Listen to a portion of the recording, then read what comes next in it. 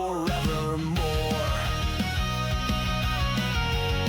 We're bound forever. No crown, no guide, no peace. Just storm winds off the east. Dragons sleep beneath our feet. We sing through shattered teeth. Bound forevermore. Scars are the map we wore. March till we find the core. Eyes like fire, fists like stone. No way back, no second door. We're bound forevermore.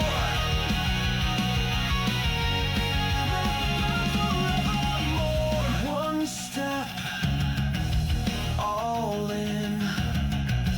One spark, begin.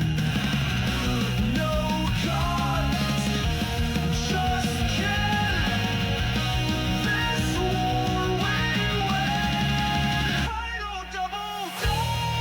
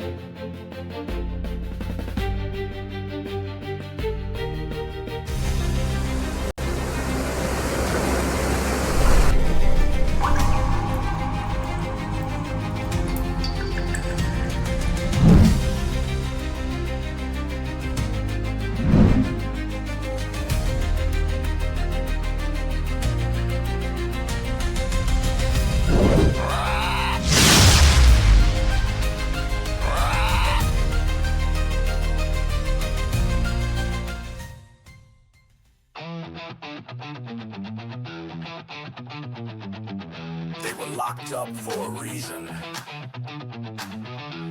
but the world ran out of heroes. So now, you roll with what you got, kicking down doors with a holy grin, silver tongues and a dozen sins. Wrong side of justice, right side of fate. No time to ask, we're already late. We ain't your chosen, we ain't your knight, but we shine damn bright when the world ignites. And we roll for trouble, we play to win. Out of the sails and into the spin. We're taking chances, bending fate. The last bad call on heaven's slate. Roll for trouble, that's our cue. You want a miracle? We'll do. Hey. Knight lost his banner but swings just fine. Rogue's got charm and a five-step crime. Druids growling and warlocks curse. Clerics smiling, which is the worst. Call us mad, call us last, but we hit back hard and we hit back fast. We roll for trouble, we play to win. Out of the sails and into the spin. We're taking chances, bending fate. The last bad call on heaven's slate. Roll for trouble, that's our cue. You want a miracle? We'll do. Hey, hey. When the odds look bad, we raise the stakes. When the gods say no, we're the brakes. When the plan goes south, we smile wide. Cause no one rides like the ones denied. We roll for trouble, we play to win. Out of the sails and into the spin. We're taking chances, bending fate. The last bad call on heaven's slate. Roll for trouble, that's our cue. You want a miracle? We'll do. Hey. Dungeon born, maybe one or two, but fate don't ask where it found you. Roll for trouble.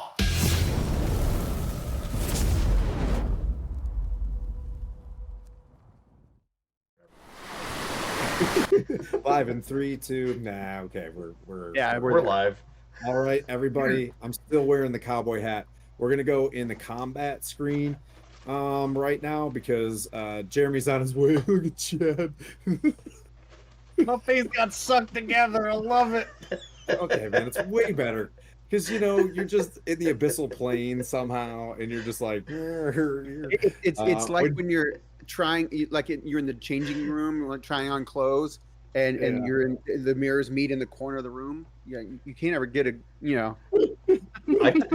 I told you it's a half a face on each screen, and it's love sort Oh, of my there. goodness.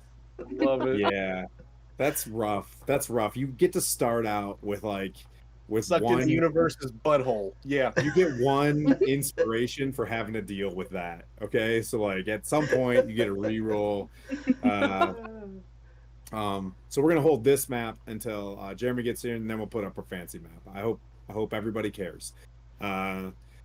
So yeah, welcome back. I'm gonna keep wearing this cowboy hat today. I got my Texas driver's license. I'm one step closer to being a full Texas resident, and I'm pretty freaking psyched about it. So I'm just gonna wear this out until it exhausts me.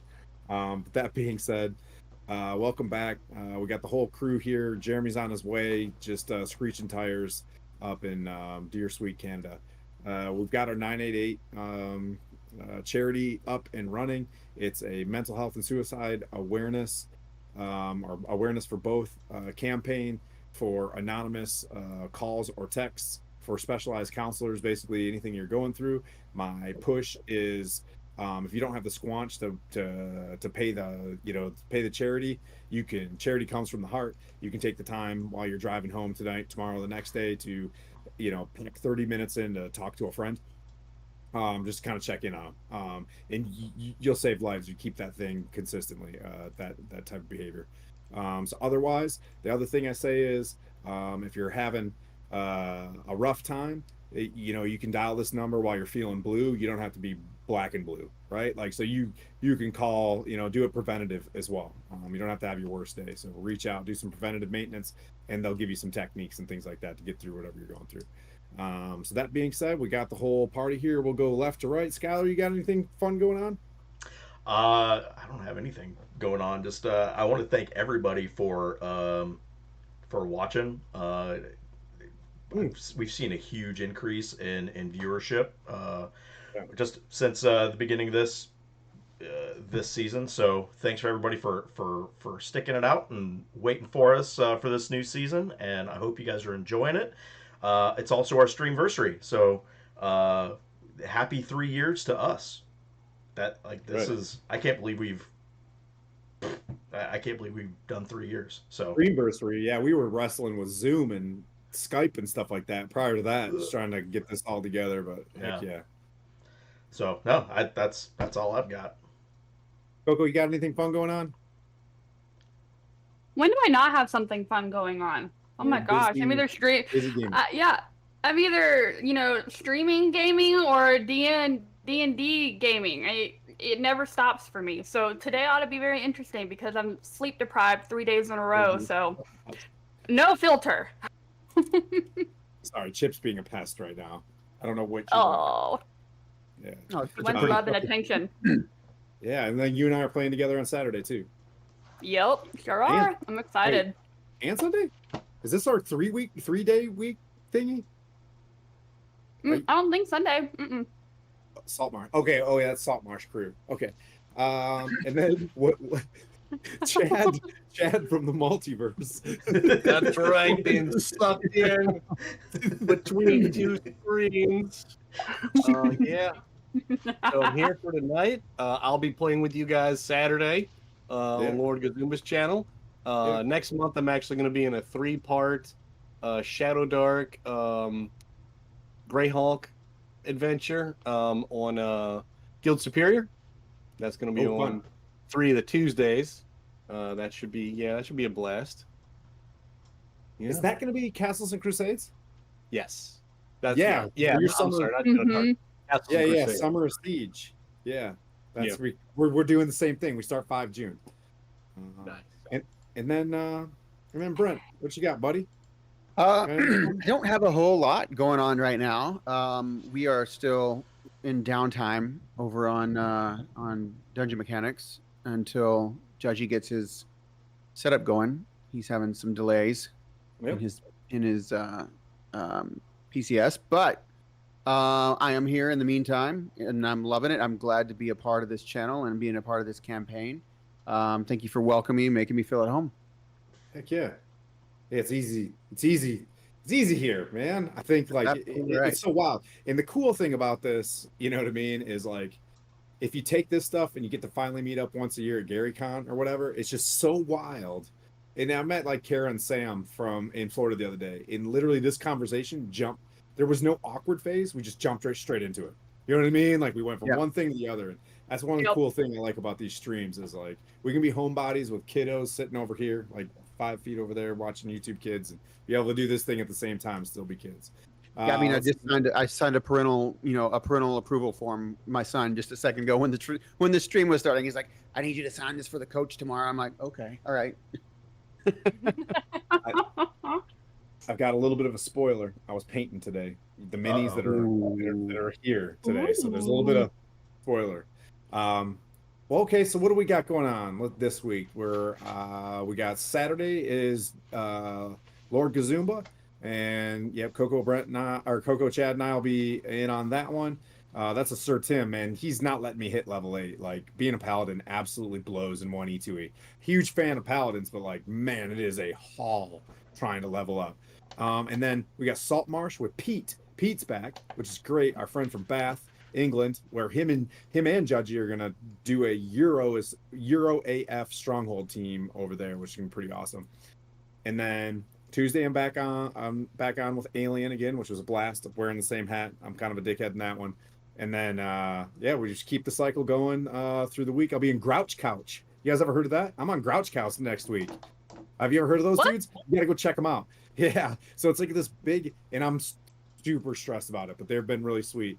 Like it's this big improv, like yes and. So you just kind of like go around, and I'm shit at improv. I just dress up to like get through it. But uh yeah, so I'm super anxious about that. And then we keep on the normal cycle. But here we go, guys. Let's play some Dungeons and Dragons. That's what we're here for. That's what y'all got stuck in traffic for today. So let's go. Chad, once again, you get advantage because your camera's jacked. It's breaking my heart. uh, we could make it worse and then put the actual screen up, and then you'd be just like And then we won't even half, see him. You won't even see him half of then. a horn. Yeah. All right. Well, it's okay. So, previously on CSI Waterdeep, you all had we used to go around and be like, hey, what happened last session? Let's roll a d20 for that. We'll get to that point, but I think you guys are kind of paying attention really good. You guys remember being in the prison, right? You guys got released. A little goblin called Droop Droop gave you the Inglorious Bastards, situation where like, hey, you guys are some ruffians, but you're kind of good ruffians, and the world needs folks like you, right? It's kind of the premises of that. And we got to introduce our characters, and he releases you guys. I think he gave you some coins. And then you met up at a tavern called the Drunken Duck, where it's been around for 5 years in this campaign, but 3 years as an affiliate. The Drunken Duck's always been there. So the crew meets there. There was some gambling. You guys met some Barovians that were chilling there. Um, you met some other characters that either you remembered or you don't. Ding Dong Johnson was there, and Howie Do It was there, good friend of Montel Jordan. And they basically said, hey, tomorrow morning, we're going to take this wagon train from the Waterdeep Organization for Relief, Supply, and Triage. They're like a aid society to help get supplies up north to Oh, baby. my. Yeah, here he is. You want to set up cameras and I'll just As talk soon as through he this while you're pops setting. in, there we go. There he is. There he is. Hey, handsome face. Sorry, everybody. Nope, it's all good. we okay. No, we just started. I just started the background. Oh man, that looks so good, Skylar. Hey. Man, you have friends like this. You know what I mean? Just like wake up and just make things better. Freaking A. Freaking A. All right. So you guys, all but one of you is pretty sober right now. The I think, well, you're rogue, right? You're a gnome rogue. Anyways, the rogue, I'm a halfling. How dare you? halfling, he failed his constitution check pretty badly, and he's super hungover. He's in the back of one of these wagons in the morning. He probably just hair the dogged it to have enough energy to get to the back of you know what I mean, the rear vehicle, which is the Barovians playing their little bing ding dang in the back. I'll say, there was a bit of a country breakfast in the morning where they were making coffee and stuff, and you guys met Sir Pete, who is, for all intents and purposes, some goodly knight that is leading you guys throughout. Like, he's the head of the security, he's the head of the wagon train with how we do it, right? And the wagon train's kind of spread out. I left some spoiler thingies at the very, not spoiler thingies, but some what's it called, cliffhanger stuff at the end where two people showed up to a real fancy coach. But excuse me, it must be the Dr. Pepper from Waco, Texas. No big deal. I'm very Texan today. So so there you guys are. The wagon train, they start, you hear like the wheels kind of struggling against the pea gravel, and then the horses kind of stomping in the gravel, and then the wagons start pulling. Right, you hear like, get on, little dip, get on, little dip, and then Ding Dong Johnson, he's got his pots and pans on the back of he's got a really loud chuck wagon up front. And I'll tell who everybody's riding with here. Cervantes, you were up front. You selected a horse to ride kind of off to the right of Dude, or Sir Pete, right? So he goes by Dude. So dude's up there. Turns his horse. The sun's rises in the east, sets in the west. Is coming up, coming up off your guys' right.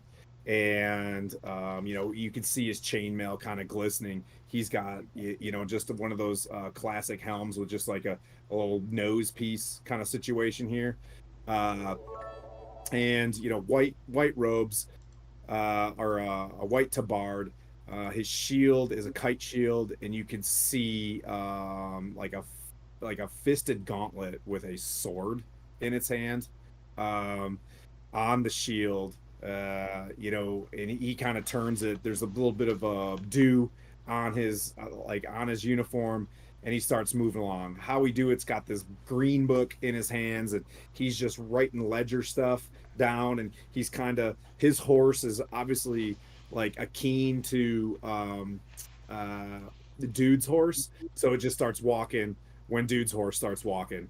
And then your was it Tabby Yeah. just starts moving too. So obviously these horses have been together on this wagon train for a while, Cervantes. So So you're up front.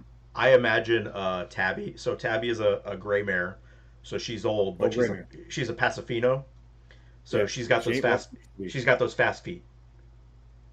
You seen those Yeah. horses that they just their feet move really fast, so it looks like the Like horse just Lippens on goes. her stallions?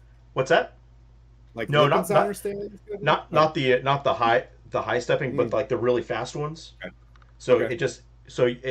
it looks like a really good military unit that where their heads just stay even. Oh, So okay. you just see you don't her feet are moving really fast, but I'm just steady with a big lance on Steady. my back. So Sylvanas, and so we're so close to your backstory. Is he ridden a horse? Oh yeah, Does he ride he's horses? he's a Okay. cavalier. Yeah, so he's you know what I mean? Like, okay, all right, he's got it.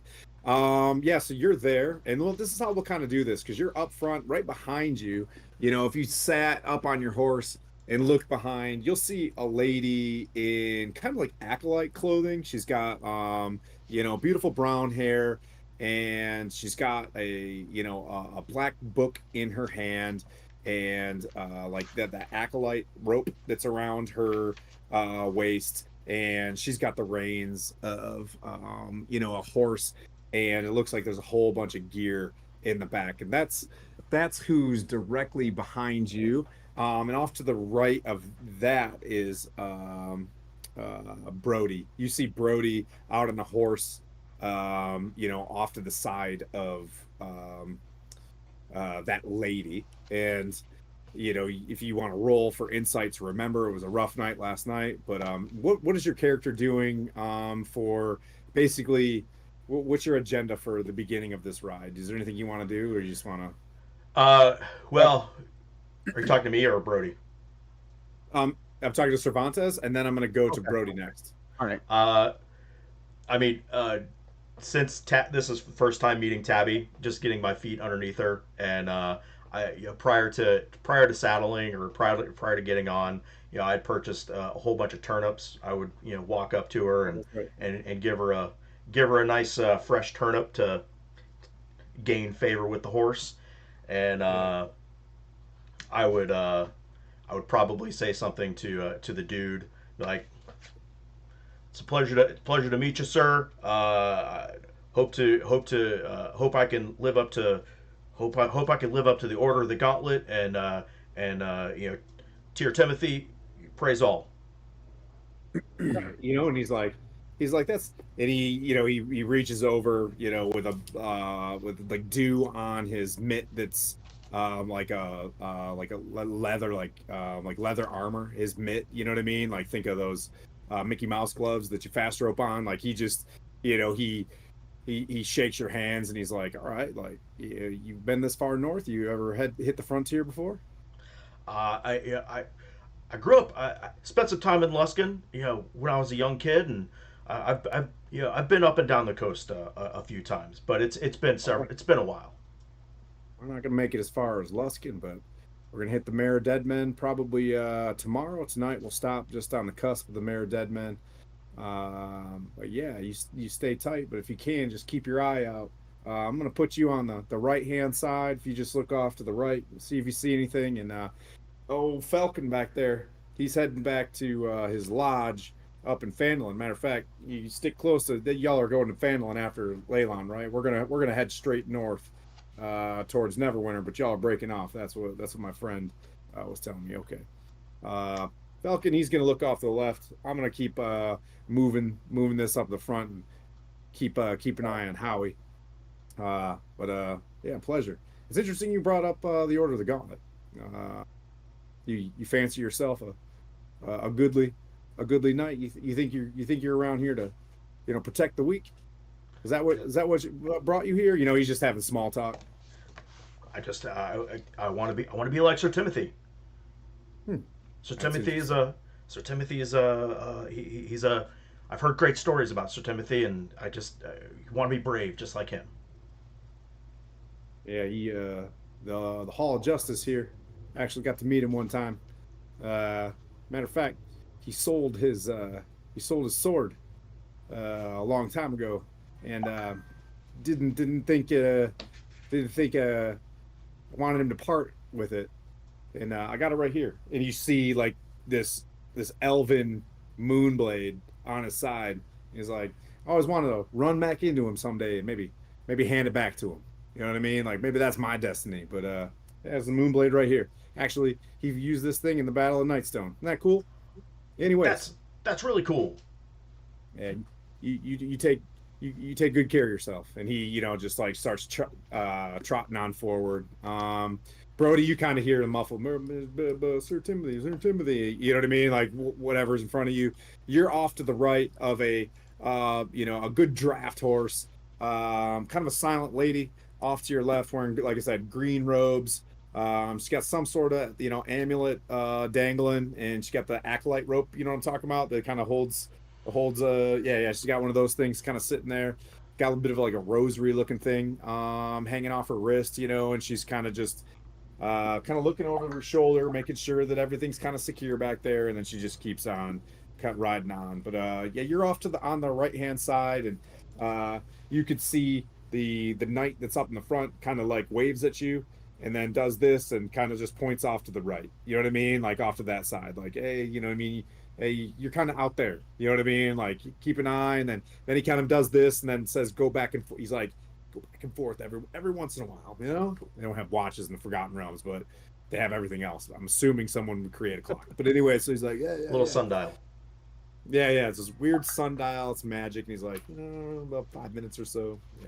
And he just kind of, yeah. Matter of fact, he actually comes around and tells you that. He walks up and he's like, "Hey, good morning, Brody. Just to let you know, talk to your friend Cervantes. He's going to be kind of up into the right here with me, maybe running messages back and forth. But if you could also look off to the right when you can. Falcon's going to Yeah, be looking off to the left." yeah. I'll head out and wing out to the right, and Okay. maybe probably It's 150 it's meters or not too big of a so, and then deal. and yeah. Not too big of a deal once we get closer to the swamp. Mayor Deadman, and we're gonna keep it a little bit tight, but out here, you know what I mean? Like just stay in shouting distance, you're good. Every 30 minutes or so, go all the way back to the Barovians. You can't miss them because you can hear them already like and they're just singing. He's like, I don't know what keeps them up. I don't know how they do it. I mean, man, I haven't seen them stop drinking in like 3 or 4 days. Like I don't know what's in their blood, but it's wild back there. But I also yeah. keep an eye on One your of our foot. fellas kept up with him last night, I think. Oh, was that the guy in the he's wearing the cloak, and oh, there's rumors about room bite. I don't know. I like you guys seem like you guys are a security team, but there's the dude's got a little bit of a legend about him, a couple murders. But hey, if he gets let out Well, by the gendarme, then he's clean. But oof, you got to keep an eye on that low guy. I think I trust him. He seems to be. Yeah, I think he-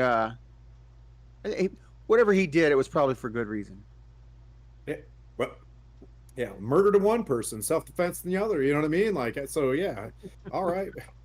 Well, I'm gonna keep heading down, give some guidance to some folks. But if you could just keep going back and forth and back and forth, if Yeah. your horse gets tired, just swap out with old Cervantes, take a break. You can always tie her off on Lady Gary. And he points at the lady and he's like, Miss Lady Gariel over here. Uh, you can now he's wearing a cowboy hat. He took off he took off his helm and now he's wearing a cowboy hat. And he's like, Lady Gariel there, she'll let you tie off your horse, you know. And about lunchtime we'll stop, and there's a place where we can get some water. So Sure. yeah, I hope it's a great trip. Should be easy. To the north of here, Lord Neverember had worked with King Melandrak, and I might have messed that name up, but he's King Melandrak sent some Eldritch Knights up here a long time ago and built a big wooden bridge through the Mare of Dead Men. So we should get through there lickety split. If the Eldritch Knights are still keeping an eye on them. Anyways, thank you so much for being here. Let's hope there's nothing crazy happens. We'll just They're moving. So all throughout this, the train's moving. You know what I mean? So he's kind of next to you, and he's like, "All right, wait, hey, the name's Pete. People call me Dude. Happy to be here. May Tyr give us some good blessings." And then he kind of moves out. All right. Anything else you want to do in the meantime? What you're on about? Okay. I'll probably just immediately I'll probably swing out. As soon as we clear the city, clear the town, I'll swing out to the right, about 150 yards, and I'll head out, and I'll stay out there for like maybe half a mile, and then I'll swing back in. And if anybody wants to do checks or anything like that, send it. And yeah, I'm going to do one as soon as we clear out. Okay, and that being said, so when I come back around to you, prepare for your check, and then just kind of tell me what your intent is, and then we'll hit it up. Same for you, Cervantes, as well. Now remember, you can be listening in to the herd or out. You know what I'm saying? Okay. Why am I so fucking Texas today? It's great. I love it. Everybody else from Northern Michigan. I am such a poser, and I love it. I'm a professional poser. All right. Anyways, you're causing it to come out in me. I'm like, I mean, I live here and I grew up well, here. We're in a wagon train, what's so going on? embrace it. So that being said, we'll move into. I'll just look up here real quick.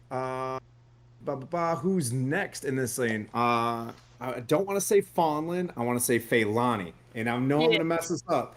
So Feilani, you're in the back of there's a bunch of lumber. If I remember correctly, you jumped in the back of one of these wagons on the last time. And if I'm wrong, let me know. I went and jumped in the wagon with the guy who was religiously studying over the map at the tavern. I cannot remember his name. I lost my notes. Okay. That's fine. Eldon Keywood. His name Eldrin. Eldrin. Okay. Keywood. Let's make sure. Yes, I have it written here. Eldrin going to Leylon. Yeah. It's Eldon Kaler. Yeah, Eldon keyword. Yeah. Hey, we'll all figure this out. Sorry, everybody that's watching this. Tons of NPCs. But hey, thanks for watching as well. Okay, so you're sitting there in the back, and it's almost kind of annoying the amount of pots and pans and metal that this dude has all over the back of this. It's like this wooden frame of a backpack, and it's got shovels and hoes and e-tools and little coffee cups and stuff like that. And there's just all sorts of things that you'd think would spill out, but it never does. You're looking at this thing and you see apples and, you know what I mean, things floating around, and never does any one of the items like fall out. So he's just living by luck. But this guy's name is Don John Raskins, also known as Ding Dong Johnson, and he's sitting next to in the front of, so like imagine this two oxen are pulling this large wagon that you're in. So you're in a pretty big wagon, and Ding Dong Johnson is sitting there, biscuits and gravy, and he's got a straw hat with a piece of Timothy hanging out of his mouth, and Eldon looking like a very academic, way out of his place. He's got this, handkerchief, very nice. He's got a cool, perfect blue vest with, a frilly looking undershirt. And he's just got all these doctor bags around him with all sorts of like maps and shit like that in there. And none of these maps have anything to do with the world that you've seen before, right? Like, and he's studying them, and he's like, legit, he's looking around, and he's like, oh, okay. And he's got a weird compass that's like flown around like Captain Jack Sparrow, and it's not fucking going anywhere. You know what I mean? So passive perception, he's intently and he's writing stuff down like, oh yeah, yeah, yeah, yeah. Otherwise, you have a bunch of lumber in the back of this thing, and you can do your own checks or whatever, but it's like it's predominantly like fresh lumber and a bunch of wheat in the back of this thing. Okay.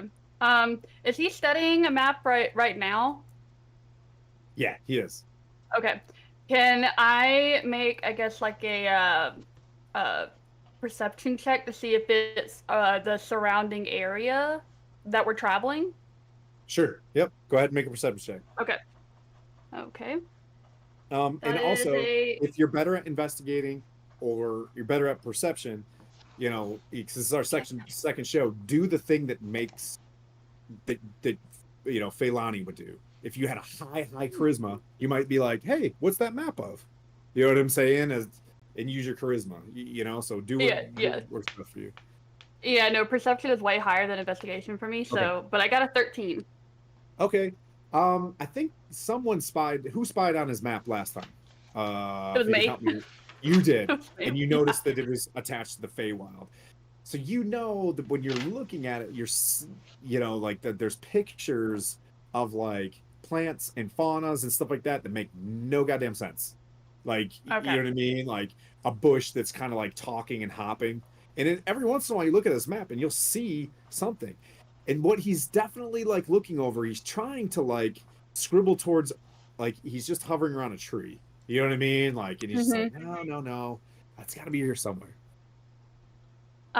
So I look at him and I was like, I think you need to take a break from that map. It seems to be, frustrating you a little bit. Do you happen to have a map of, where we're traveling? From I guess from where we are now to where we're going?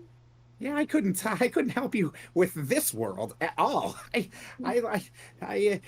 my interests, and this brings me joy. And he's just like, but, and I don't mean to be rude. I don't mean to be rude. And he's got like, you know, like these glasses, and he takes them off and he wipes them. But I'm really excited about this. I feel like I'm going in the right direction. I feel like I'm going in the right direction. Okay, well, no, that's okay. I just wanted to get a sense of, the road that we're traveling. Just And, the just to, Yeah. As soon as you say that, they're like, oh, well, ding dong, hello. Well, I gotta tell you, we're on the high road. This used to be a 2-track, no less than about 4 score, and oh man, about several 20, 30, about years ago, this used to be just a 2-track, and only me and Jeffrey and a few other folks working for this mine up in the thing called Wave Echo Cave. Yeah, this is the high road. We're going to Neverwinter. Now okay. over there, that's the sea. That's the Sword Coast, and over there, those are the Sword Mountains. And you see like a pretty decent mountain pass that looks like, you know, I guess well, they're not necessarily like the Rockies. You know, they're like the white or green mountains from like Vermont. I don't know if you've seen those things. They're not awe-inspiring mountains. You know what I mean? But they are. You know what I mean? You'll sweat trying to get to the top. Okay. So I look over him and I ask him, have you ever known, these roads to be dangerous at all? Oh man, you never catch me going through this mare of dead men alone. No less. Well, about 10 wagons. You'd have to come up here with the army. No, ma'am. No, ma'am. Oh, well, that is a little, I'm not a just little, kidding. it's a lot reassuring. But just, I'm thinking to myself at this point, just to be a little bit sure, I want to cast Druidcraft, do weather sensor, just Okay. to, for the next 24 hours, know what the weather in our location is going to be like. Well done. Go for it. And okay, so that's all it does is just let you know what the weather's gonna be like. How far? So it's kind of like it's our location for the next 24 hours. So where we're moving, it's basically going to be showing the next 24 hours, like in the future, what the weather is going to be like. Okay. And it said the effect might manifest like a golden orb for clear skies, a cloud for rain, falling snowflakes for snow, and so on. Yeah. So it's 90. It's super hot right now. Okay. You do this, and there's like snowflakes. Oh, so after I see that, I look at Ding Dong Johnson, and I asked him, "Is there supposed to be snow anytime soon?" There hasn't been snow this far south in quite some time. Uh, you know, a little snow hits now, maybe Helms Hold, something like that up in the Neverwinter Woods, but no, not this high. Matter of fact, I'm about ready to go to a logging camp in Neverwinter Woods, but not in this time of year, ma'am. No snow. It's okay. And he's got like this handkerchief, and inside of it are like 3 muffins. And he hands one to Keyword, and he reaches back and he's like, "Don't worry, Mrs. made these this morning. I'll be back in town in about another 30 days or so. You can have one, and it's okay. Sometimes your magic doesn't show right. You know what I mean? It happens. It happens. I can't do Gus If there's Chickens. anything I can trust in this world, it's my magic, because that's all Hmm. I have right now. You keep your muffin.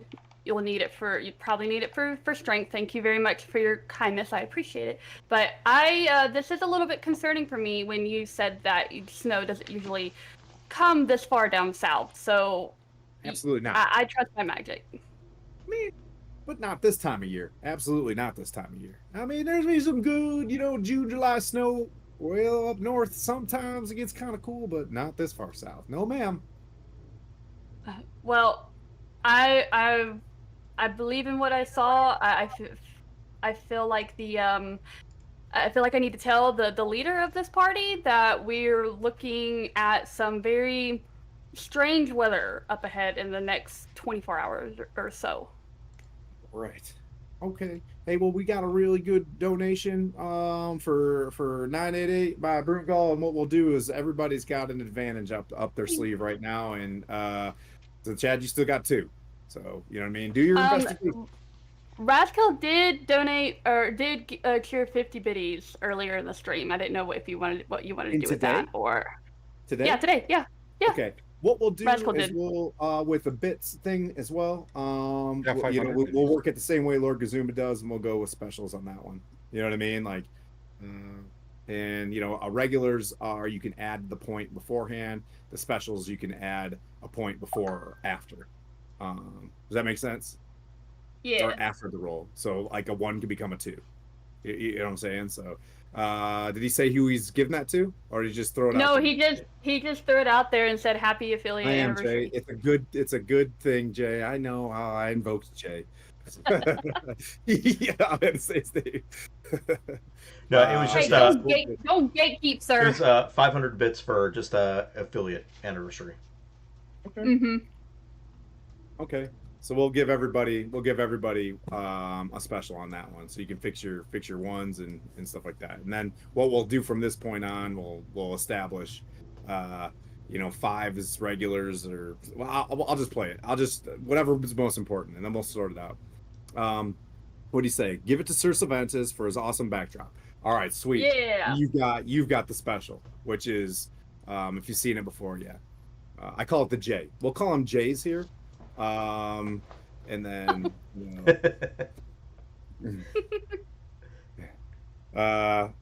okay, so anything else you want to do for the next until lunchtime, we'll say. You did something, and then you're gonna move out until about lunchtime. Yeah, I'm kind of keeping an eye on Eldon and his fascination with that out of worldly map he is trying so hard to study. Okay. And figure out. All right. Yeah, so you'll have a good roll. You can use your advantage on figuring out what the map is by lunchtime. So you're like, okay. Your charisma, though, I would say, is like you're bad breathing over his shoulder while he's trying to trying to do this thing. But if there's someone who can deal with it, it's Eldon Keyword. You know what I mean? Like he's super, almost alarmingly nice. You know what I mean? He's a super nice guy. So next in the stack, we're gonna go back to about 2 more carriages later. We've got Silith, who is sitting next to you're next to Jamna Gleamsilver and her cohort. Oh, what was his name? We got Vin and Halia. Was it Vin? Vin and Halia. Halia. All right, so we got so Vin. It's just Jamna and Vin's off to his right, kind of off to her right, doing the same thing on the horse, kind of pulling security and stuff like that. But you can hear, dude comes up to him, and he's just kind of like, and he just only points at the wagon that they're in. He's like, "No, I'm not part of your security. I'm a part of the wagon train, and we're going to Fandolin." And dude's just like, "Oh, yeah, my bad." And you hear him kind of walking by, and he turns around. You see dude, and he takes a wide berth around this ornate carriage that's right in front of you. To the left of the carriage is like a dude in like pretty sweet armor. But you're next to Jamna. She's kind of quiet, stoic, kind of holding the reins loosely, like leather straps, and she just kind of side eyes. In this situation, unfortunately, they're a little bit more, like I said, stoic. You see, well, you can make your perception checks or whatever, but in this situation where it's a little bit quieter, now you do have the Barovians behind you. You know what I mean? Like the their carriage, the little caravans, like it's bumping, it's like bing dang, bing ding dang, and they're kind of hanging out the side and stuff like that. Your poor halfling friends probably just rolling around in the back, just having a go of it, maybe getting seasick. But there you are, Silas. You're in the second to last cart. What would you like to do? So I was going to try to use a little persuasion to, still Okay. maybe gamble a little bit with them. I mean, for like, coppers and silvers, just to get them to talk more, just to be Okay, more sure. sociable. Yep. After they had taken some of my gold last night, which was fine. I mean, I'm trying to make friends, and in the battle, maybe that would be helpful if something would happen to this caravan to have more people looking out for us. Yep. Haley is behind you, sitting more like a passenger, not helping at all. Jamna's working, and Vin is working. Uh, but she's kind of just quiet, not interested. But go ahead and roll to see, if they're gonna play cards with you. Sure. That is a dirty 20. Okay. They chuckle. As a matter of fact, as soon as you ask to do this, you see Vin just like ride his horse next to you and just start dealing cards. It just starts chuckling for like the first little bit here. So what we'll do is you just want to keep playing cards. Is there anything else under the table you want to do, or you just want to you're making friends? I'm just listening, trying to figure out what they're up to, get any information from them. Okay, so what we'll do is we'll roll to see how well you play, and then when we come back, we'll roll to see what kind of information you're gleaning from these guys. Hi, darling.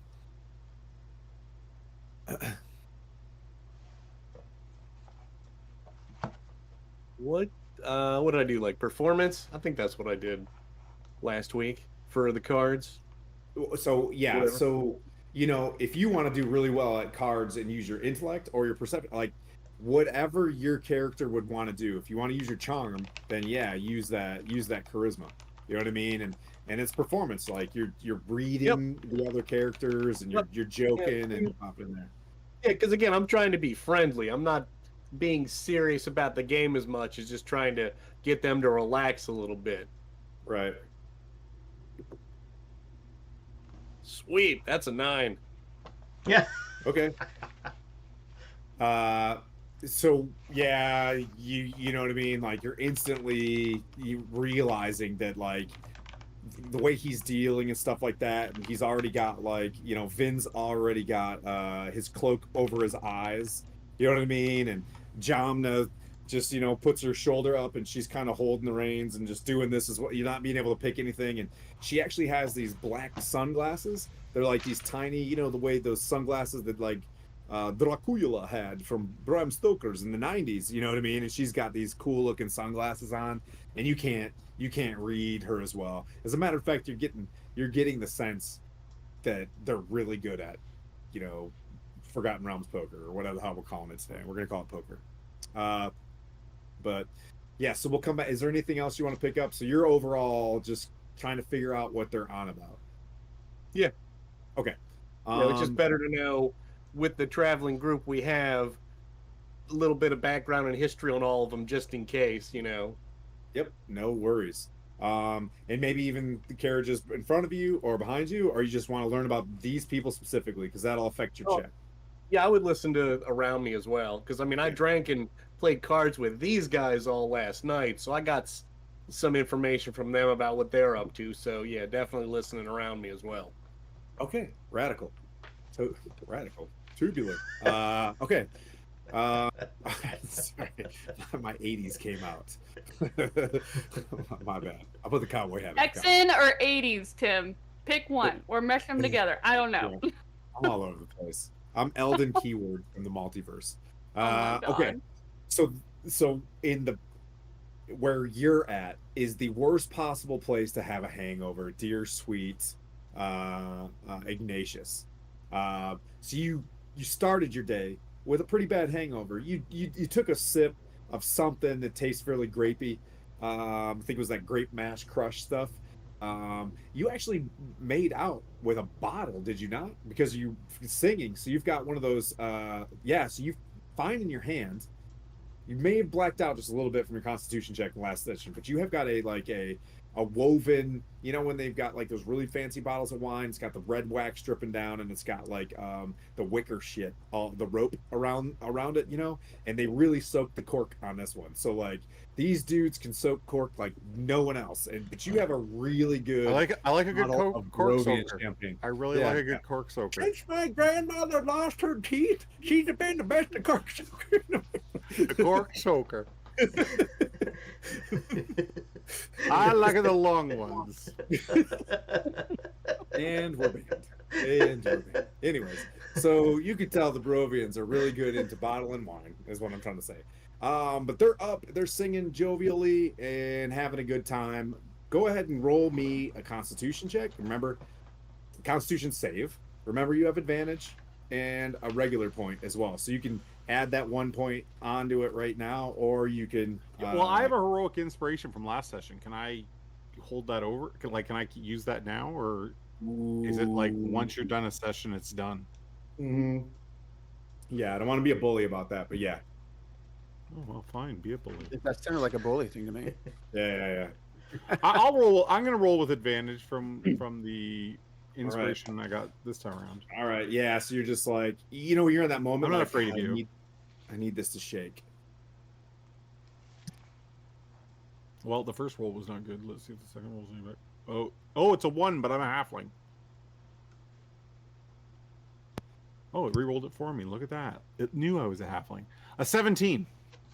A 17. Yep. So you took a swig of, it was just like a wooden cup of stuff that they're kind of sipping on, and like boom, you're back. And you have keen senses, your smells don't bother you or anything like that, and you're just kind of sitting around.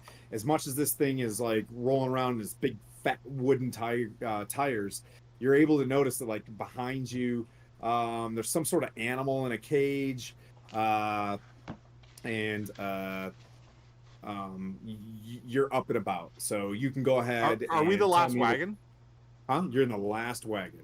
Excellent. I'll just go to the back of the wagon and hang my hairy feet off the back in true halfling fashion. I'll break my pipe out of my backpack and clean out the old weed and get the new weed going. Okay, so you tap it. Yeah, like on the back of the wagon. Yeah. And if anybody mentions like I was drunk, I'm like I wasn't. If anybody mentions I was drunk, I'm just like I wasn't drunk. I have motion sickness. No, of course not. And then the driver of this wagon hands you another cup. You know what I mean? Sure. Like, I'll take it though. Yeah, of course. Yeah, and they're just like, woo. And he's got these green bottle kind of sloshing around. It goes down his face, and let's see if you can remember what this guy's name was. I have so many notes right now. I think it was Ratka. Stanimir, the father, is on a mule behind this thing, and Damia is, she's got like a bandana, and her long black hair is hanging out. She's got like robes on robes on robes. You know what I mean? And like a real flowing outfits of stuff, and she could almost like pull something out of anything in there. Like every one of these robes has a pocket or two, and she's just flowing around. There's like shivs You know what I mean? She's got like tall heeled shoes, but they start cruising out and they're like happy. They're happy to be here. Uh, Okay. so you smoke a little bit. Is there any checks you want to do? I try to blow rings, but I'm horrible at it. Nothing like really happens in that regard. I've heard halflings are able to do that, but I've never been able to accomplish it myself. It's gonna be Stanimir a reaches over with his pipe and just kind of, you know what I mean, like lights his as well. I guess you can't light a pipe off a pipe. What the hell am I doing? But anyway, so like yeah, he just sits there and he's just like, so what brings you to the north? I can't rightly remember, but last night you sang like the songbird of our generation. Let me tell you, it's all bullshit. Really? I I'll don't tell you belong on the something. road. I don't belong on the road. Oh. The Oh. insects, the rain. Wandering. Yeah, You're a city man. I suppose so. I know I'm not this kind of a man. He's sitting backwards looking and he's just like, I like this. I like looking away and seeing another distant city fall away. A new adventure over our shoulder. I'm not trying to think about it too much, but our fortunes lie with our family. We keep it here. And this is our home. This wagon. On the wheels? Oh, the wheels can be turned into tables. And he's like, and he points up the layers of the stuff. Oh, our tents are above us as part of the canvas of this wagon, and this is my kitty. And he opens up, and there's a full grown like tiger inside of this wagon. Like that, it's a pretty decent. Yeah, sized wagon. I almost fall off the wagon. Like, what Yeah, the yeah, heck it's- is that? And he drops it. You know what I mean? He's like, oh, it is okay. Very You can't just friendly. show people your cat like that. I think I know what you're saying. And that is maybe why you're such a witty singer. It was a great song. I'm not very big. That thing could eat me. I Maybe know quite a few songs. it is. Do you? Well, maybe you could regale us with more Ratka. I'm don't like, have to no, sing no, on no, no, special. no, not right now, not right now, not right now. Yeah, The head and everything. I'm just yeah, recovering. yeah. It was okay. I'm gonna enjoy my He- pipe, and hopefully not get eaten by your tiger. He busts out Where did you like a get little that? mandolin. Where did what? Where did you get that? Where did we get this cat? It's always been with us. It has It's not a been part cat. of It's a our tiger. country It's a for very full-blown long time. tiger. Yes, we're not sure. Somebody ventured within our mists long ago and left it, and it's been with Within your us for quite mists? some time. In our midst, I said midst. In our midst, right, Ratka? You had me worried there. No, I've no. heard rumors. Wow. Oh, it's been long, Han. The sun has come up in Barovia, has it not? I don't think that I've never heard of Barovia, so I won't metagame. You might not have heard of it, but the two parties ago went in, you know what I mean? And Barovia disappears, you know what I mean? Like in a place. And then, well, do you know anything about this mere of dead men? Because that doesn't sound like a place we need to go. that is very interesting because that is where we want to go. It is fun. Why do you want to go there? It has got a very nice road in it now. It used to be all haunted. The pirates were there. Skullport was this ancient place. There are great castles there. It used to be run by paladins called Thornhole, and then the Zentarum took it. As a matter of fact, today, thank you, Skylar. Today is Victory Day of when the Knights of Thornhole and the Zentarum and the Zential Keep was taken. As a matter of fact, there may be some Zentarum in this wagon train. So keep an eye. Aren't they bad? Bad Oh, news. they're very, I mean, people such as myself frequent the Zentarum regularly. But they how do are you think bad, you get right? a cat like this? Yeah, not everybody will sell a tiger from Jolt. Stronghold? It's an island. It's not the campaign we're in right now, but it's way over. Yeah. As he looks at you like. Back to my original point. It's not safe to be in the mirror, though, right? Well, of course not. But that's why we have you, right? As a matter of fact, aren't you supposed to be protecting us? But you're in the rear trade. Was that our deal? Oh, for sure. I That's think what you were I- just supposed to give me a ride. No, I think also the security, but I think we've got it well on hand. I don't think so. I think you're supposed to give me a ride. That was the deal. I'm just passenger, but I'm just a passenger too. live your best life, friend. Fair. You know what I mean? He takes a haul off and like a little. He squeezes. Is there anything you want to pick up or do during this time? I am just looking at the life I had just being trailed away behind me. Utter loss and like worry of the future ahead. I don't look ahead on the wagon train. I just keep watching behind and thinking of everything that I've effing lost. But also happy I'm not in the prison. But also everything I've lost. But you're not in rock bottom anymore. You know what I mean? And Like, I'm maybe rubbing my hand if my hand still hurts. So, you know, where the rose is. oh, ooh. You have the rose, Well, it's sort of marked on my skin now. right? So I just, Right. you know, ponder that. I'm thinking. And that's a dangerous thing for Ignatius to do. Now, back to the front. Oh, you hear Cervantes. Well, at least 2 or 3 of you guys are pulling good security. I didn't. A couple of them are riding, but I think they'll offer up their services if anything gets ugly. But right now, I think we're in a pretty good place. What do you think? I'll see anything What do that you bum think, rushes Howie? us. What's that, Jeremy? I'll see anything that bum rushes us. Like I'm looking back. Yeah. No. I got you. But so we're back at the front. Dude kind of goes by pretty quick. You see him like nodding and talking to various folks, and rides up to Spana. See anything? How we doing?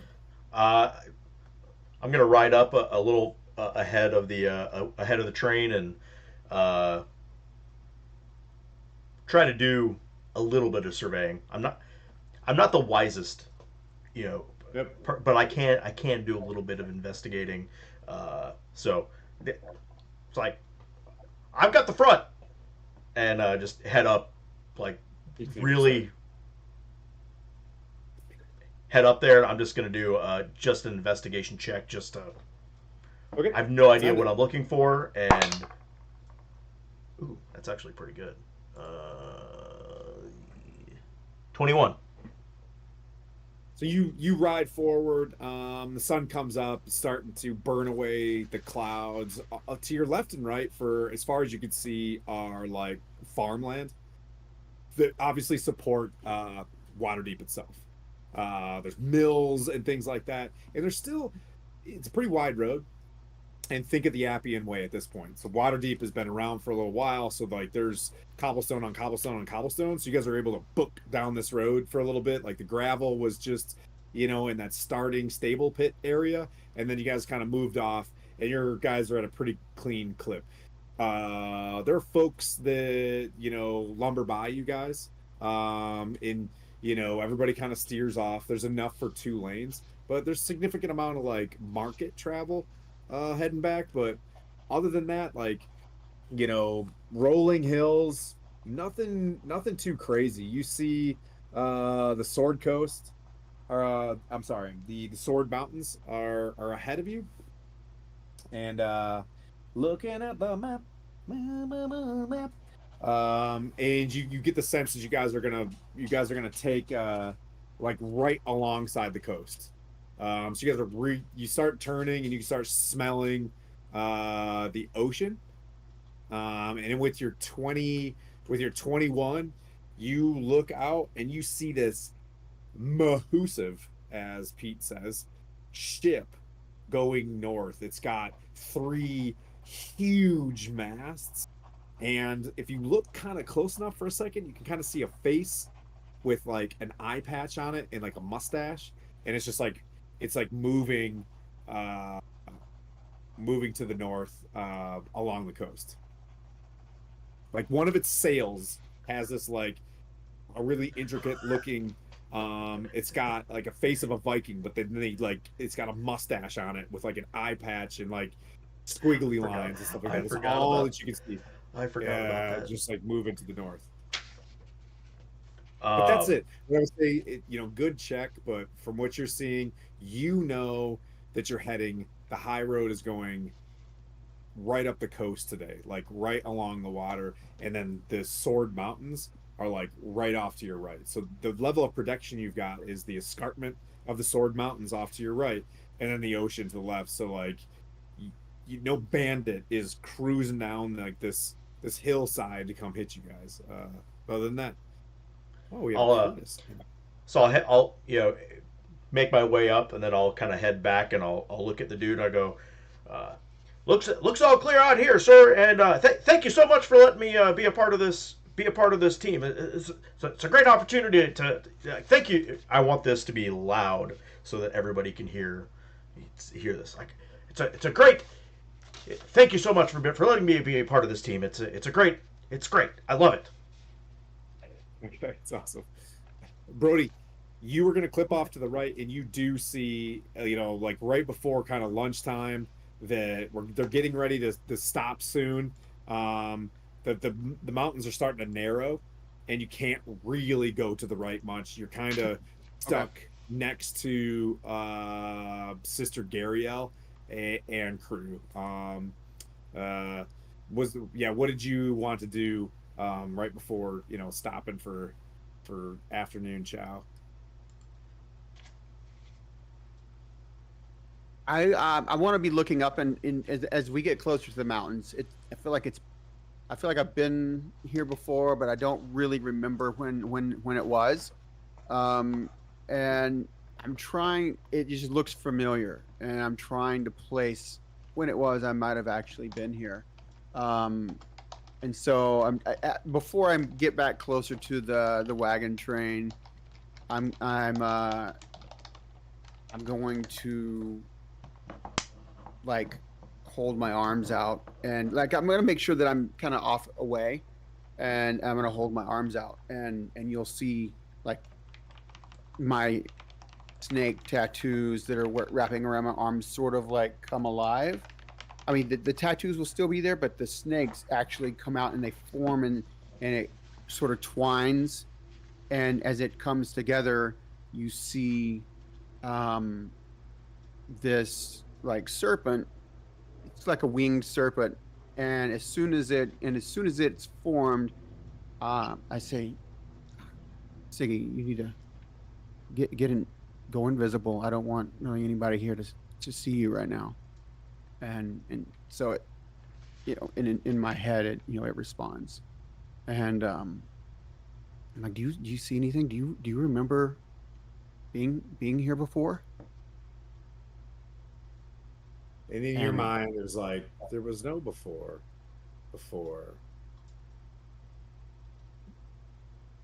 the cold place with the goblin. There was no before for me. And you get the sense that like something must have triggered whatever powers you possess or whatever, eh, they've manifested recently. And this creature doesn't have any memories prior to it as well. Like,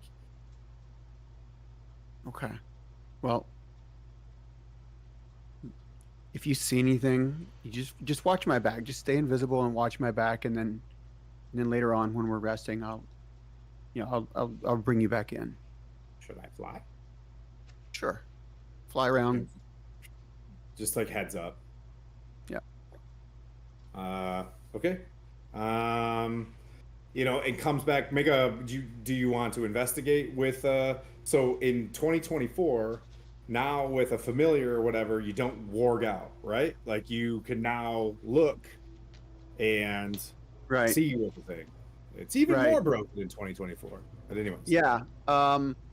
So I'll look through, like, as he's flying, he's got a faster flying speed than I can walk, Okay. and he can fly however high he needs to, but I want to have him kind of flying up, on the, as far as the range is, and then have him, just kind of stay just within range of how far I can communicate with him.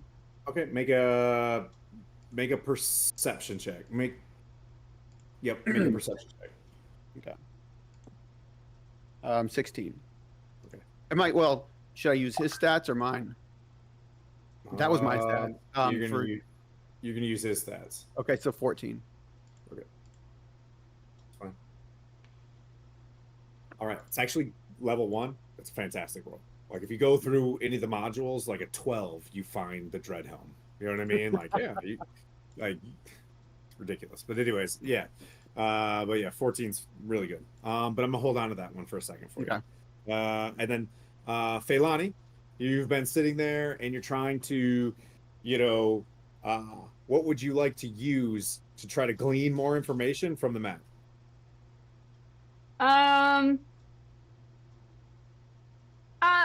I'll do another investigation check.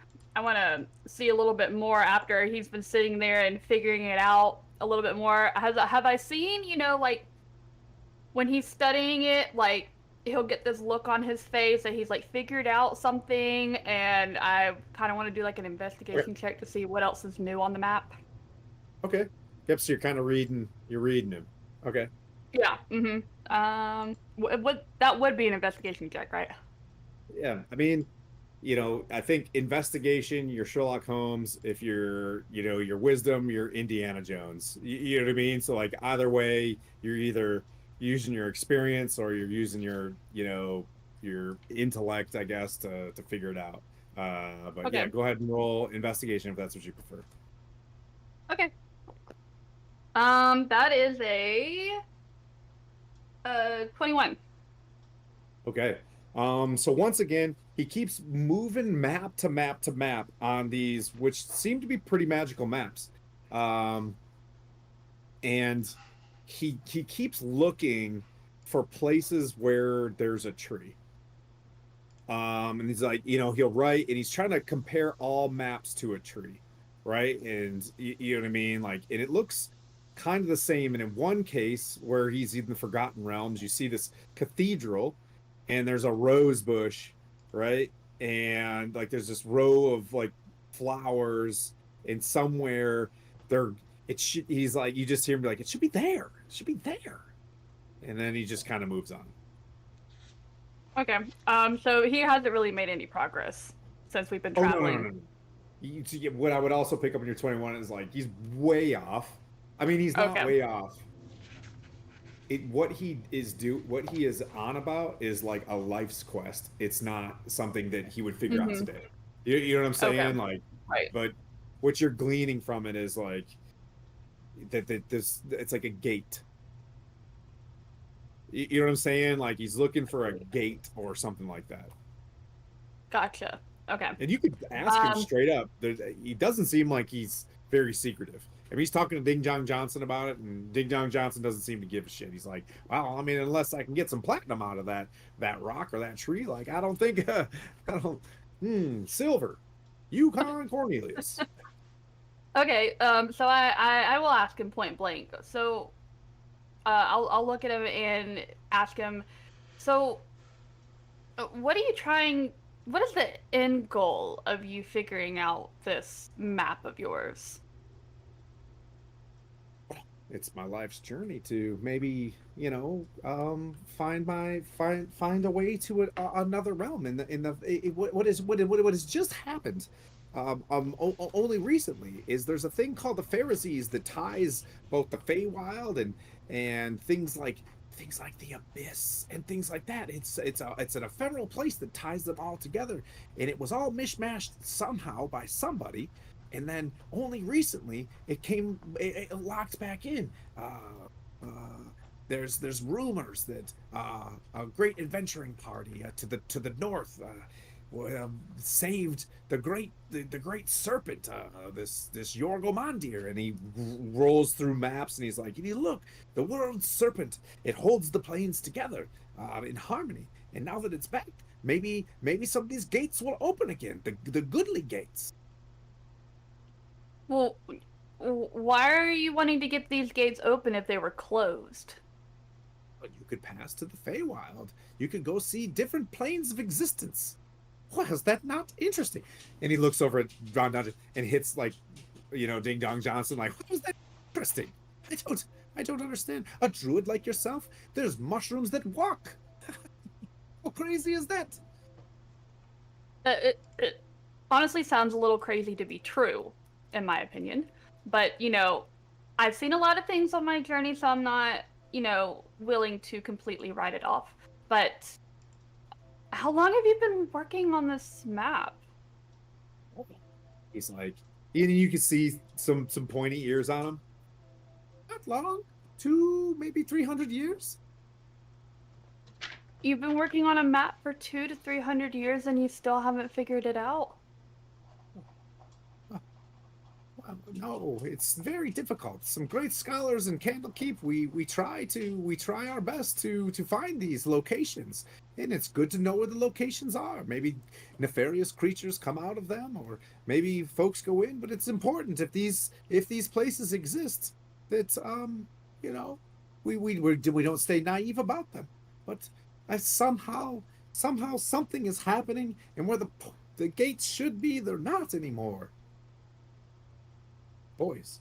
So, if they were closed, could they have possibly been moved? That's what I'm saying.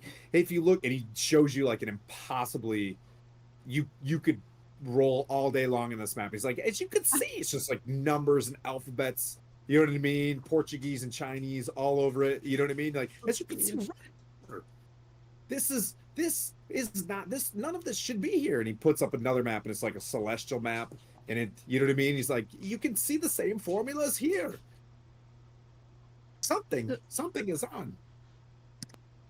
Well, considering how long you've been working on it, you'll figure it out one day. And I kind of leave it at that because my main focus is telling the leader of the party that when we stop for lunch, we have strange weather heading our way, and to be cautious.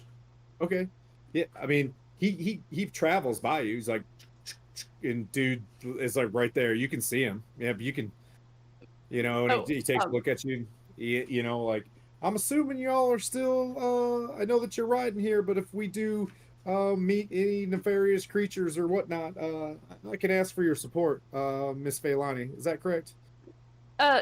Yes, you certainly have it. That's what we're here for. But I need to let you know that I did do a weather sensory just to kind of see what the weather is going to be like, for the next day or so. And we have snow heading our way. I was told that you normally don't have snow this far south, so I'm not sure if that is, natural or is some kind of, weird, spells going on. I'm not sure. So if you're gonna be up front, I wanted to give you a heads up. Well, that's mighty kind of you. And matter of fact, that's quite brilliant that you're going to check the weather. But to say that there is snow, and you see him, he puts out a hand. If you don't mind, and he clutches a like what appears to be a holy symbol, and he's like, if you don't mind, just for one more second, and tell me what you said about your sensory. What did you see? It was a globe, and it was blue, and you could see snow wisping around it, and like a snowflakes in the orb as well. So what it does is that my sensory tells me the weather in a span of a day. So it could either be in a couple of hours or it could be later in the evening. It doesn't tell me when. It just tells me, you know, in a certain time span. He just looks at you, and you just hear him kind of whisper something. Huh. Turns his horse, and he's like, as he was heading back, he's like, thank you, and his head's down, and he's been kind of positive for a while, and he just kind of trucks off. You can make a perception check on whatever that was if you want to, but like he clip clops off. And, Yeah, I do want to make a perception check. I would like to see if he had a look on his face, if I can, discern what it was. Yep. Oh, that is a 25. Okay, so you heard him say, by tears, you know what I mean? By tears, justice, is this the truth that I'm hearing? You know what I mean? As he casts like you know what I mean? Like he's casting a spell to see if you're telling the truth. You know what I mean? And he sits there and he's just like, huh. And you get the sense that is not right. You know what I mean? And he just took you very serious and just like started going off. And you see Howie walking up, and you see his hand come up to Howie, and he just, you know what I mean? He kind of sits there. Okay, interesting. So as I lean back in, I'll kind of say out loud, but really to myself, not realizing I said it out loud for Eldrin and then Ding Dong Johnson to hear. And I say, well, that's not very comforting that he looks a little perturbed about what I just said. You rolled pretty high in these maps, and about several of the maps he even has in his hands are snowy. Eldon doesn't give a shit. And Ding Dong Johnson, you know what I mean? Like he's just drinking coffee and kind of hanging out, and he's like, "What snow it is? I was around when Mount Hot now popped up in Neverwinter. It was about 30 below, then it became about 90,000 in one day. Ooh, the weather around here is a wild." Yeah, I look at him and I say, are we even prepared to know whether it's natural or unnatural? What do you know what I mean? And Eldon just stops and he's like, what do you mean by that? Are we packed for snow? Are we traveling, if we do come across colder weather, are the horses going to be okay? Are our food supplies going to be okay? Were we even expecting snow? Well, that's a really good question, and I'm assuming they just point to Howie, who's in charge of this place, but there's a lot of relief supplies here. I think they're a group of people that are bringing aid and stuff. I'm hoping there's blankets, and I'll tell you, the Barovians have a lot of tents back there. If we want to endure that music again. It was very hard to study. Now, it was very good music, but I couldn't study for a lit class night. But, if you mind, I gotta get back to it. Okay, you get back to your map. And I will, become quiet, just going through everything that basically just went through in the last couple of minutes or so. What I'll say is, it's still really hot, and there is not a cloud in the sky. Right. Okay. Yeah. Okay. Silith, you are back there. Oh, you were okay. So give me your perception check. Okay. And I'm gonna do. Yeah, you're kind of just listening in and around you, picking stuff up while you're playing cards. That's right.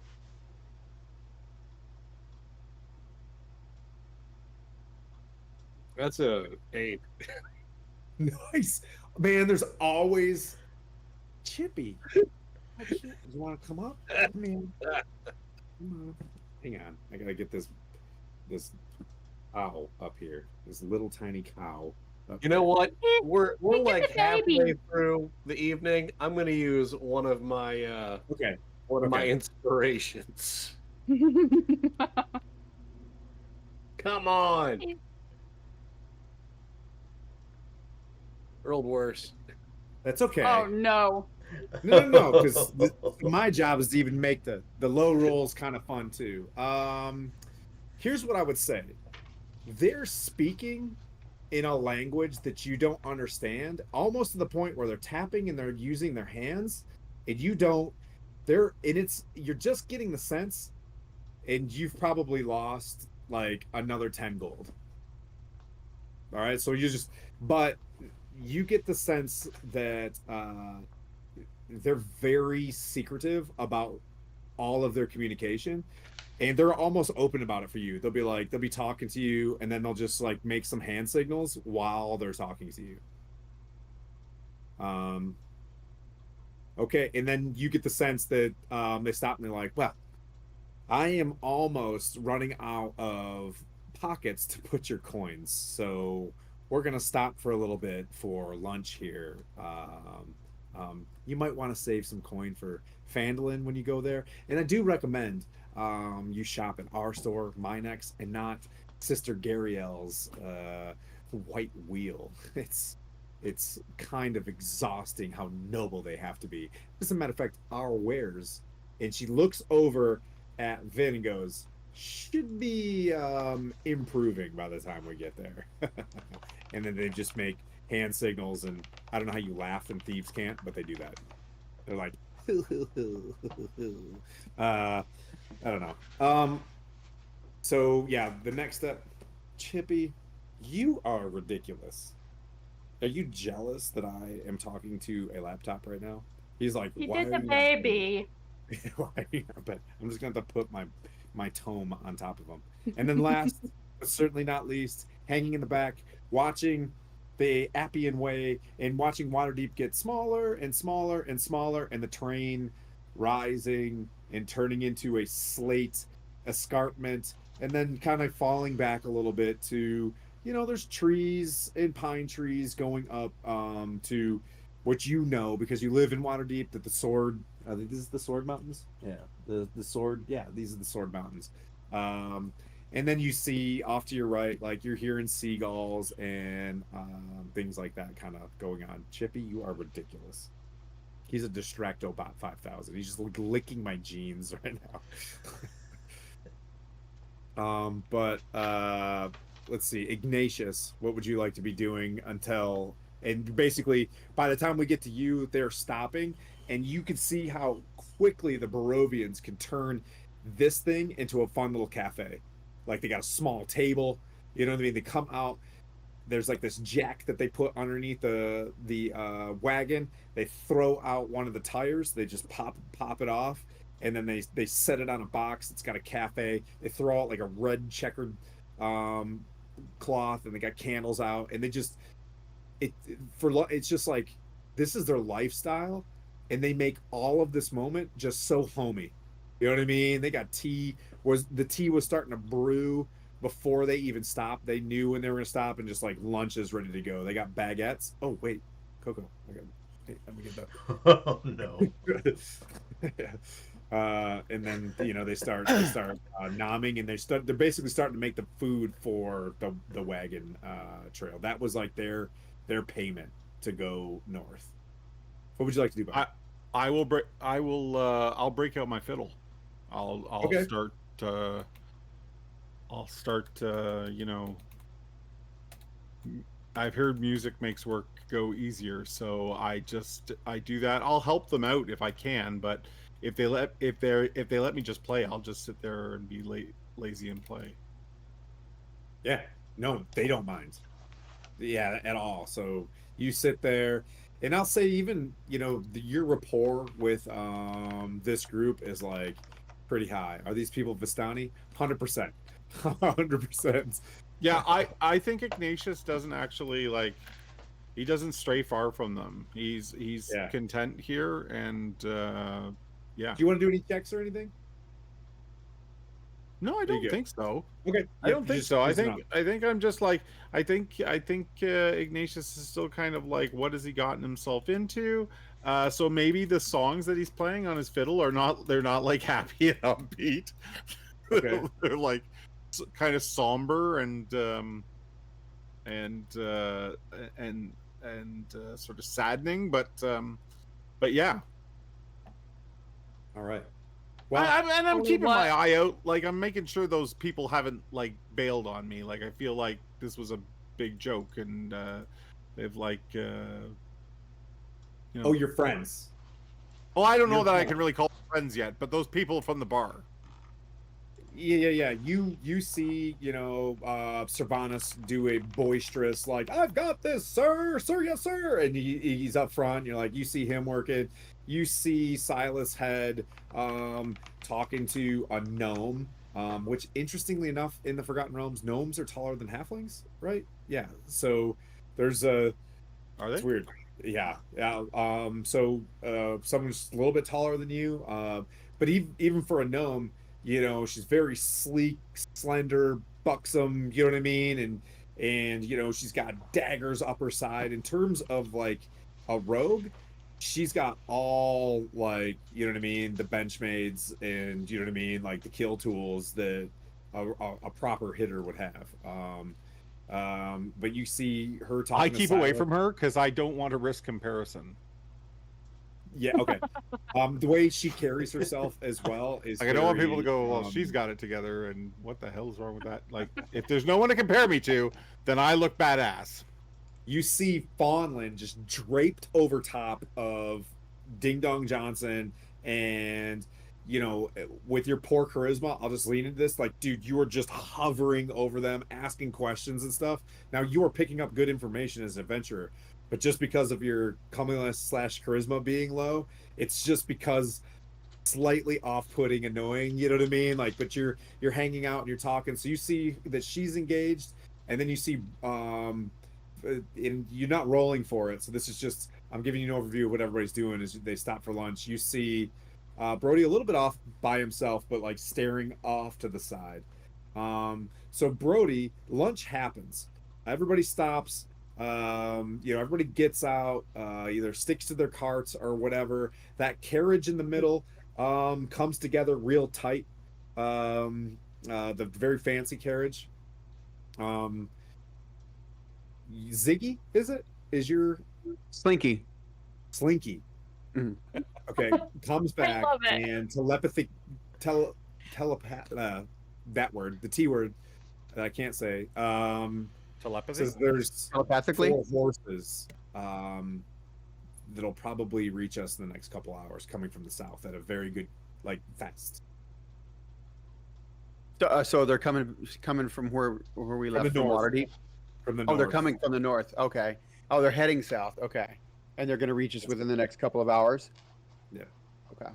Yeah, I couldn't see because you can't go farther than like is it 100 feet before they pop off, or is it 1,000? I think it's 1,000.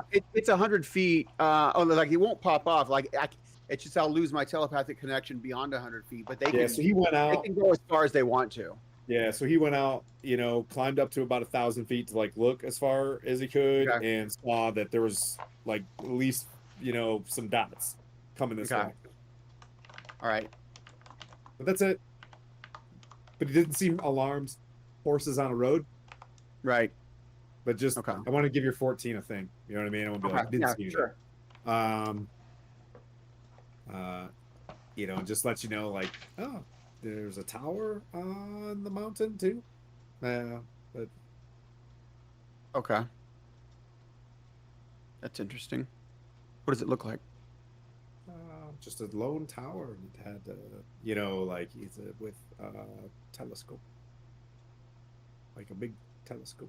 Okay. Is it made of wood or stone or what? Stone. Stone tower with a big telescope.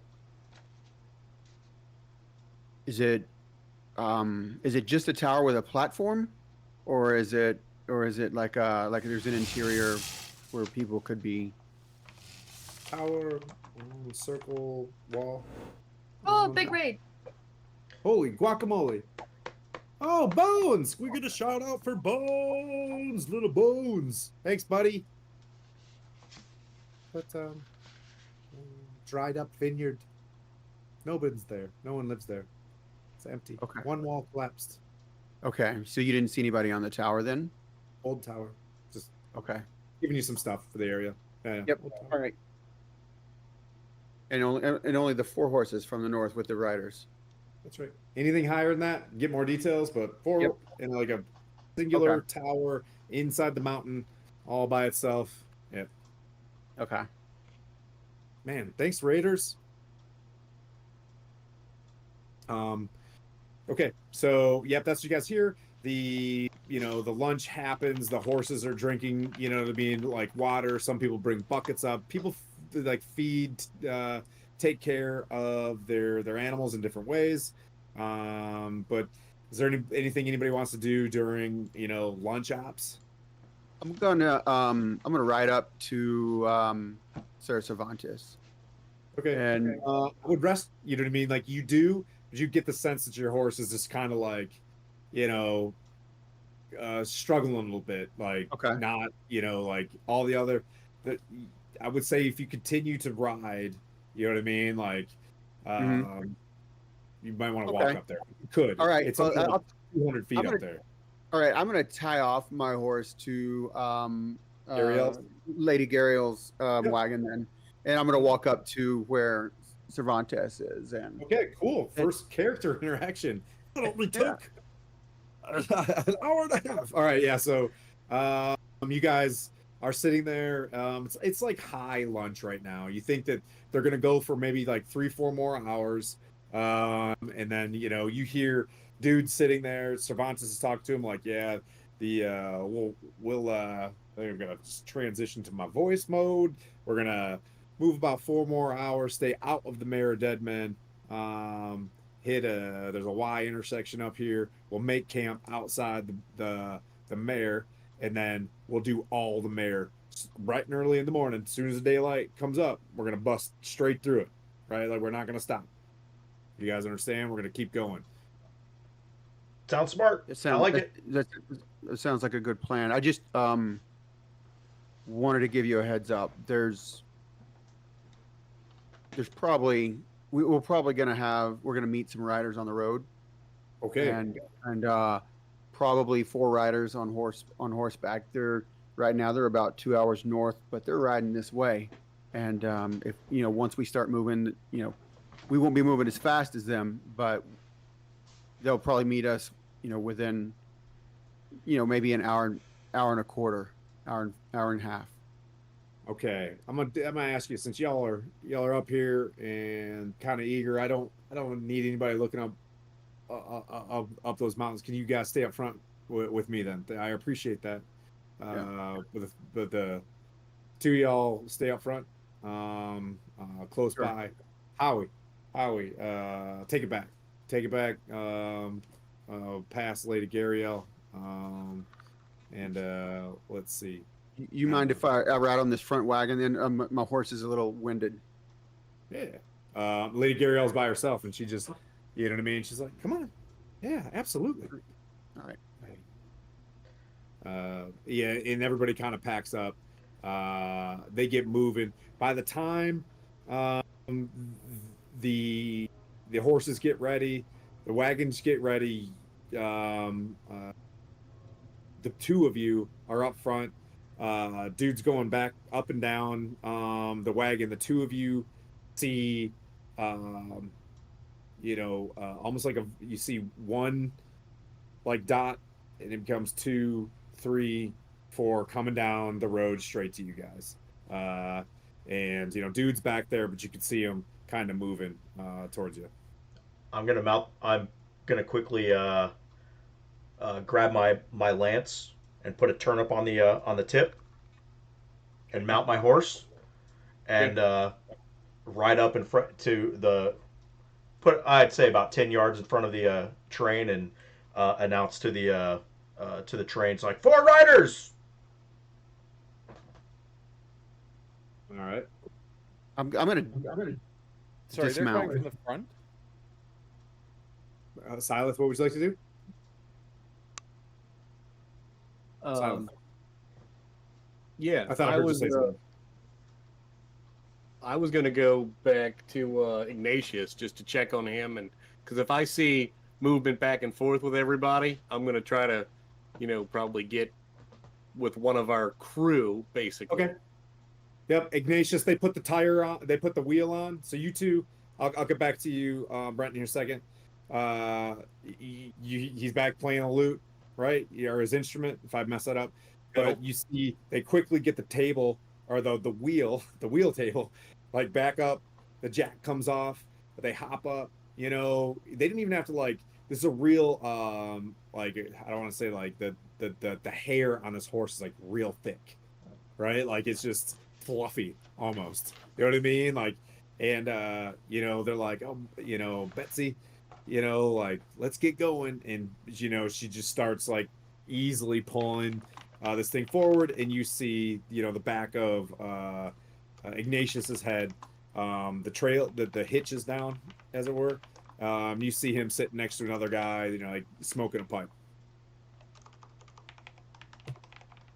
Yeah, I knew he was rough from last night, and if I see, a bunch of the guys going back and forth mentioning that there could be rioters, again, I would want to, sort of get together with another party member since we got two You guys want to up ride? front. You want to ride with these folks? Sure.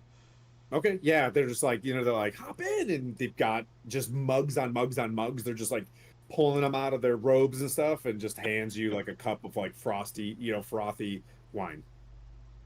This is not a Perfect. dry wagon. I don't. You were want definitely it. on the wagon. Wait, but yet off at the same time. I forget. Yeah, this is an off the wagon situation. Uh, We're on the but wagon yeah, that's off the wagon. do you partake in some of the wine? Sure. Do you want some? It I'll tastes like offer it. last night. Yep, I'll tastes like offer it. last night. It's not mine to give, but I give it anyways. Okay. Um, Be like, here, drink All some right. of their Yeah. So wine. yep, you guys kind of sit in there, kind of hanging out. And then, Brody, you see them getting closer and closer.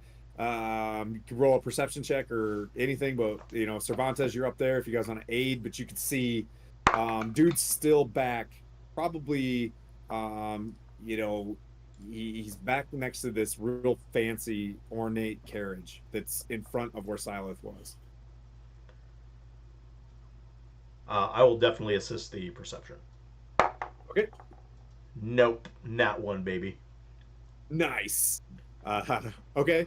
So, yep, you see him putting this turnip on, and you see him going through this ritual, Brody. Like he's because you rolled a one, man. Here I am, and he's just kind of puffing up like a knight and doing these things and sitting in his saddle, and a little bit of you is just like, you know what I mean? He's starting to do these chants, like a paladin chant. Like every once in a while, you see,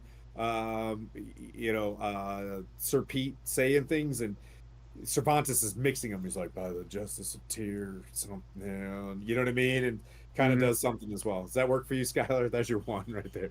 All right. But Brody, what do you want to do?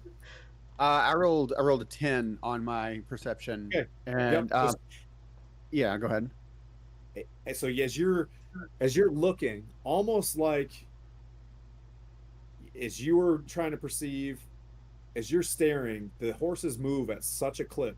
But by the time you start focusing in, they're within, you know what I mean, earshot, and then they just stop right in front of you.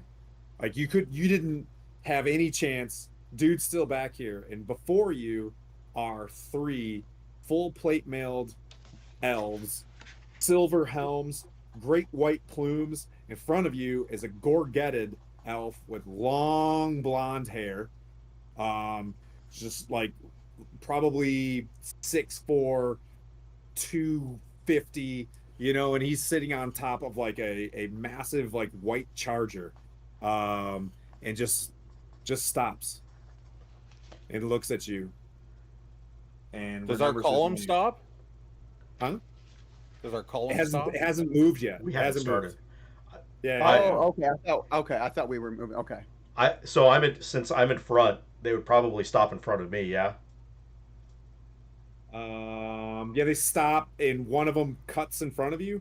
There's like a knight and he's got a lance. You see a bit of like a broadsword, a very very oval, like thin ovaled kite shield, and he's got a long bow on his back. You can see that there's like two maces upside down on either side of the horse. This thing stops and he's like, I present to you His Majesty Prince Alagarthas, son of King Melandra. And I'm he kind going. of sits there, and you see Alagarthas is just like looking down, uh, the column, and he's just like he looks over to him, and he's like, brother, we should get through this. We need to get to father. And another one with like black hair, looks very similar to the one with gold hair, but he's wearing full plate, much like the guards. Comes up next to him, and he's just like, um, I don't know where you guys are headed, but the Mayor of the Dead Men is not patrolled by the Eldritch Knights beyond this evening. We're heading to the Misty Forest. Is everything okay? It appears our father has fallen ill. Has the word not hit you? No, we just left out of Waterdeep this morning. We'll stay there tonight. He looks at his, you know what I mean? Like, uh, very wise looking, like clearly an awe of this dude's like just aura, of the blonde haired, taller, he's probably 300-400 years himself. You know what I mean? Like older elf, and he doesn't really make anything. He just kind of looks at back at this other elf, and there's only like two other elves with him that are like, they're obviously eldritch, you know what I mean? They're knights of some sort. You guys can make perception checks as you wish, and I'll just kind of go down the line. So the two of you kind of interacted just briefly. Cervantes, do you want to do anything? Uh, no, if my nat one totally threw me out of the. I was Okay. Your totally horse content. is actually dancing backwards and walking around, and you're trying to gain control of the horse while like this elf is just sitting there.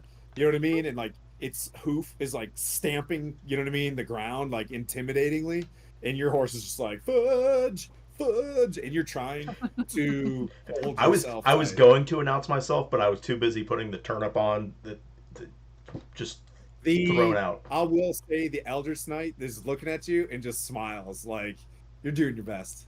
You know what I mean? He just smiles like real big, and then looks at the other knight, and you could see like there's a pretty good scar on the other knight, and he just kind of like nods.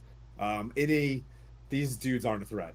You know what I mean? Like the Eldritch Knights are basically giving these dudes aren't a threat. Like totally level Brody, what one are you gonna night. do? Well, Sir Pete is leading our column, and he's probably heading making his way back up to the front here. So you may know him, or he may know you. I don't know. Fortunately, we haven't heard of him. Sure, he's a noble knight. Well, if you don't mind, we'd like to pass. By all means. They get to, they come together, um, and they start traveling by you guys. Like I'm telling you, like you're looking at mithril and really sick barding on these horses.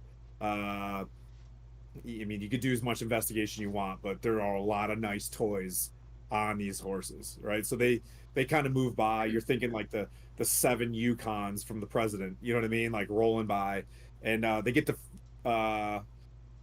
Feilani. I almost messed it up again. I keep wanting to say Font, dude. We have a lot of characters. I blinked 8 times, 8 different sessions in 2 weeks. I don't know what dude I am. But anyway, so Feilani, Multiple you see personalities them finally coming by. coming into play. Go ahead. What would you like to do? You do see very clearly elves. The two Eldritch Knights have big, long green banners with like silver frill along, and a unicorn of Maliki, basically on almost think of like the Rohirrim, kind of those pretty banners, but it's Maliki, the unicorn. If you don't know that, Would forgotten realms. I personally know that banner, or from Do an trying to inside think. check. Okay, that is a 12. All right. I'm waiting to do this. Check your Discord.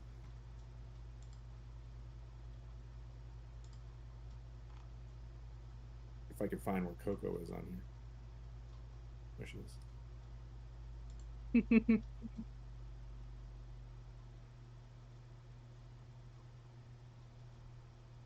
And they ride right by. Okay, so I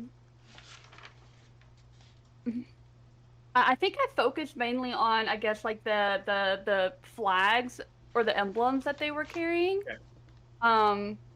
Trying to see if I can remember if I've seen those before, or they're from my past, or if they look familiar at all, or if I know any history about that emblem. Yeah. Go for it. Okay.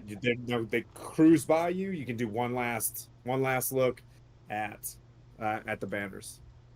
Okay. Another insight check. Hmm? Okay. That's another 12.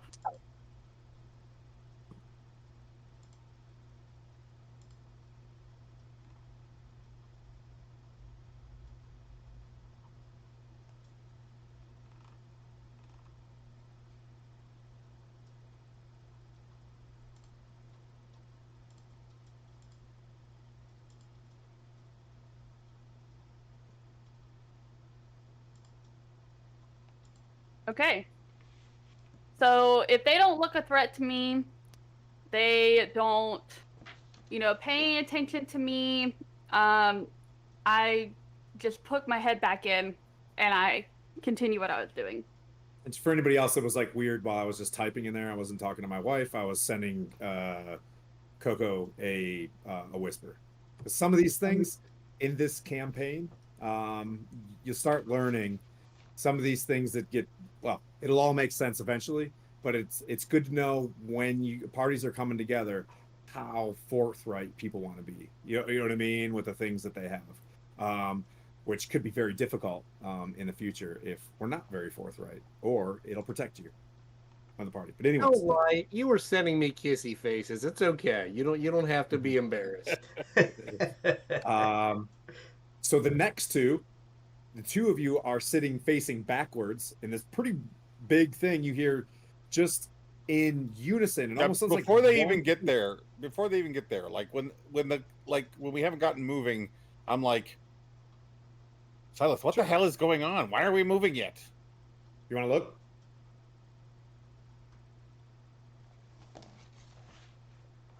I'll lean around the wagon. Okay. You see on the right-hand side. I feel like I'm more struck by like Cervantes has a turnip on his spear. You do see that, and you see his horse Tabby just errant, just doing stuff.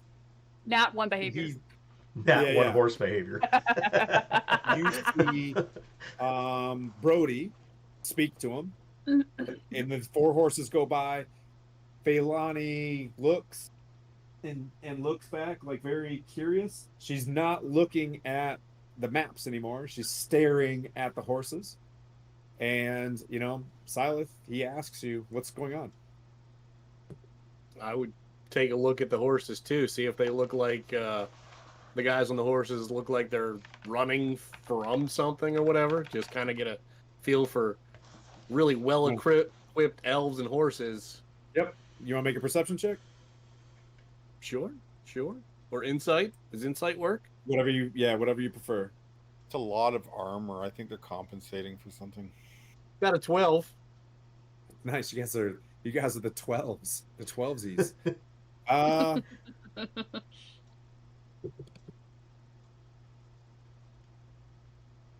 than an 8. I gotta only send you. Here's a better question. What kind of paladin rides around the land killing turnips?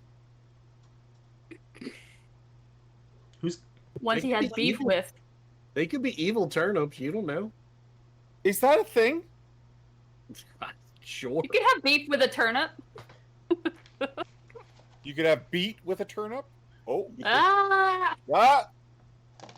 You should put that in your next song. I should. Beat the turnip. It's gonna be an alt rock hit. And they blow by you guys. Woof. Turn it, beat Oh, around. you liked that one, didn't you? Do you like that one? You like that one. All right. Hey, make your insight checks. I got fun stuff. All right. A lot So of then horse. the carts begin moving. The same type of Finally. activity happens. What's up? What do you want to do? Ignatius, what's up? No, I'm like when the carts start moving, I like plop my butt back down. I'm like, finally. The carts move. There's no changes. The two of you stay up front. Dude kind of watches them go by, and they just leave, and he's just like, "Whoa." Does Silas have a whoa. holy symbol? Would you like to see? I'm checking Yes, him he out. does. He does have a holy symbol. Yes. So you're some Yeah, I kind have of a. It's a cleric? coin with a 4-leaf clover around my neck. I maybe invade your personal space a bit to get a close look at it. He's like, Doesn't bother me at all. I hold it out. And as you get close, you notice I have the same tattoo of a 4-leaf clover behind my ear. Nice. How'd you get that? The tattoo, I paid for it. At least that's what they told me when I woke up. How much did it cost you? I didn't have anything in my pockets when I woke up, so apparently everything that was on me. Did you lose all your money last night to those guys? And I motion at the cart ahead. I did not lose all of my money to them now. I just lost some of it. Tell me, what kind of... You're a cleric, right? Or some kind of priest? I am a cleric, yes. Yes. What kind of cleric gambles? What's wrong with gambling? Are we not all Look, out here gambling our lives I'm not- every day? I'm not judging. I've just never heard of a faith that lets you do that. My faith encourages it, actually. Yeah? Yeah. Tell me Gambling, more. being bold. I mean, Tamora, she's all right by me. I tell you what. Tamora. Timora? Yeah. This is interesting that you say that. Sister Gariel is a priest of Timora. She's in the lead carriage. She's an elder. Has been living in this town called Phandalin where you're going. Fantastic. Silas She is also an elder. Yeah. She's like we call elders, a leader of the village. You know, she's had maybe a Silas few is. babies. I'm not sure. Maybe a baby. He leads people in prayer. I feel like the gold I've lost so far on this adventure is going to come back to us tenfold with good fortune. That's how I look at it. Like luck. Just like luck. So, do people pray to Tamora for luck?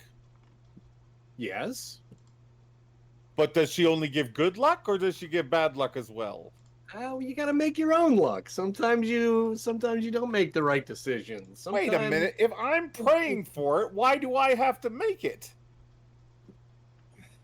Do you expect a hand to come down on your hand to make the right decision? No. You have to hope. You have to have faith. And a little wine doesn't hurt either.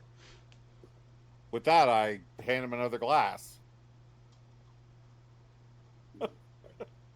I can maybe get behind this religion, Silas.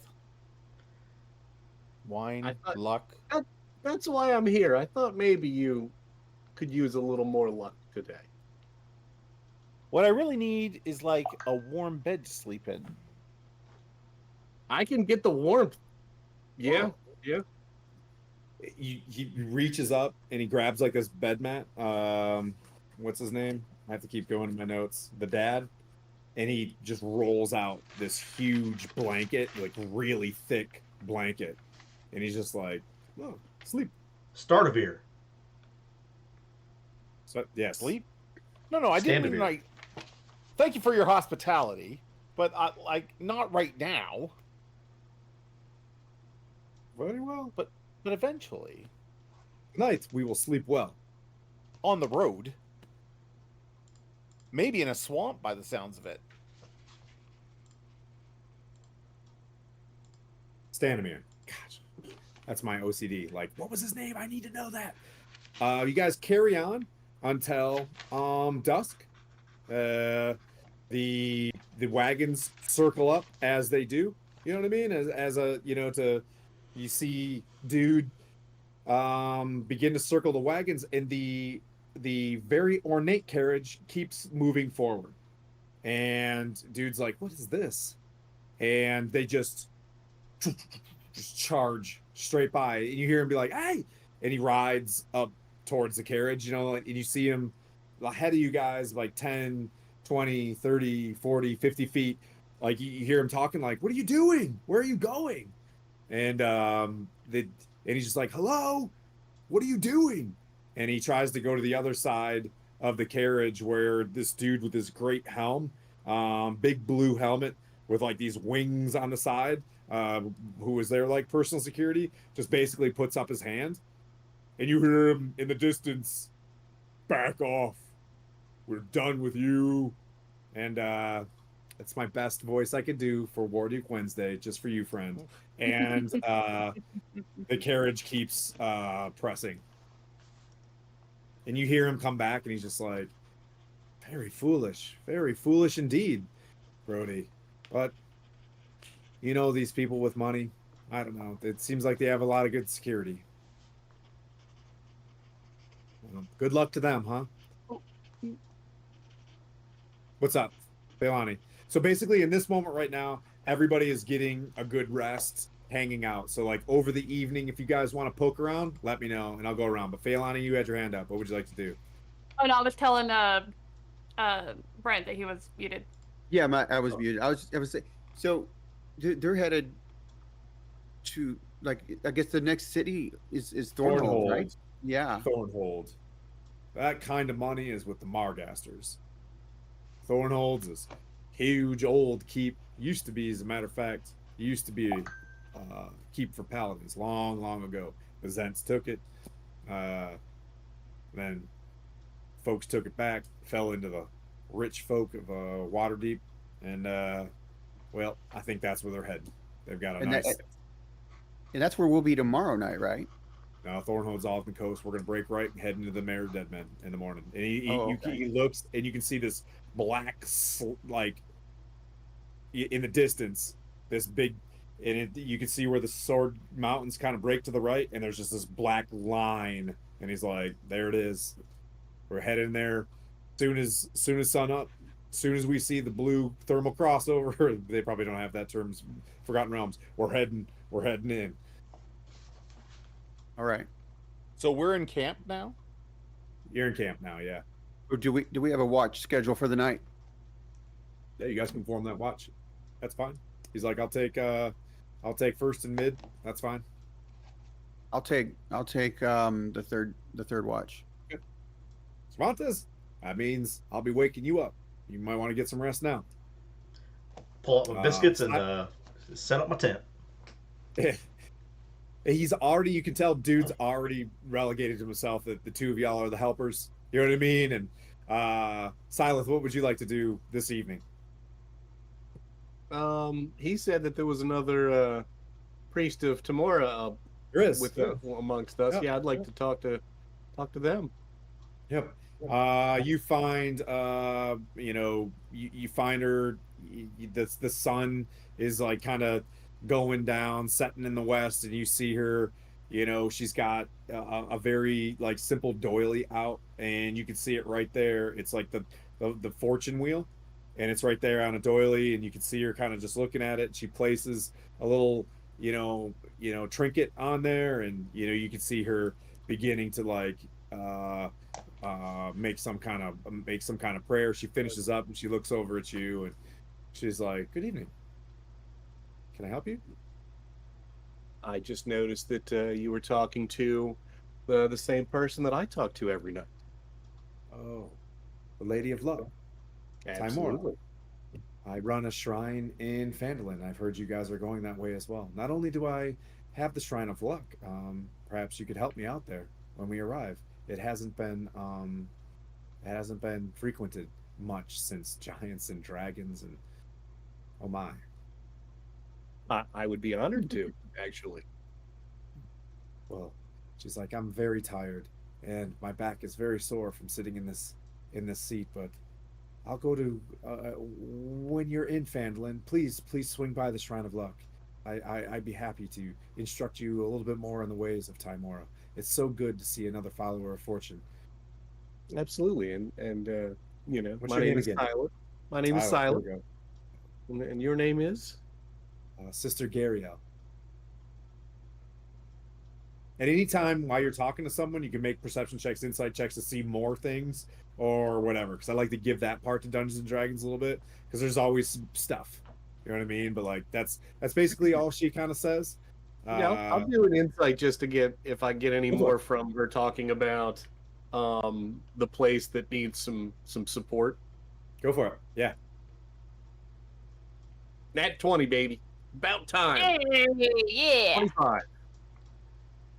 So um she seems to have more on her mind ever than the shrine.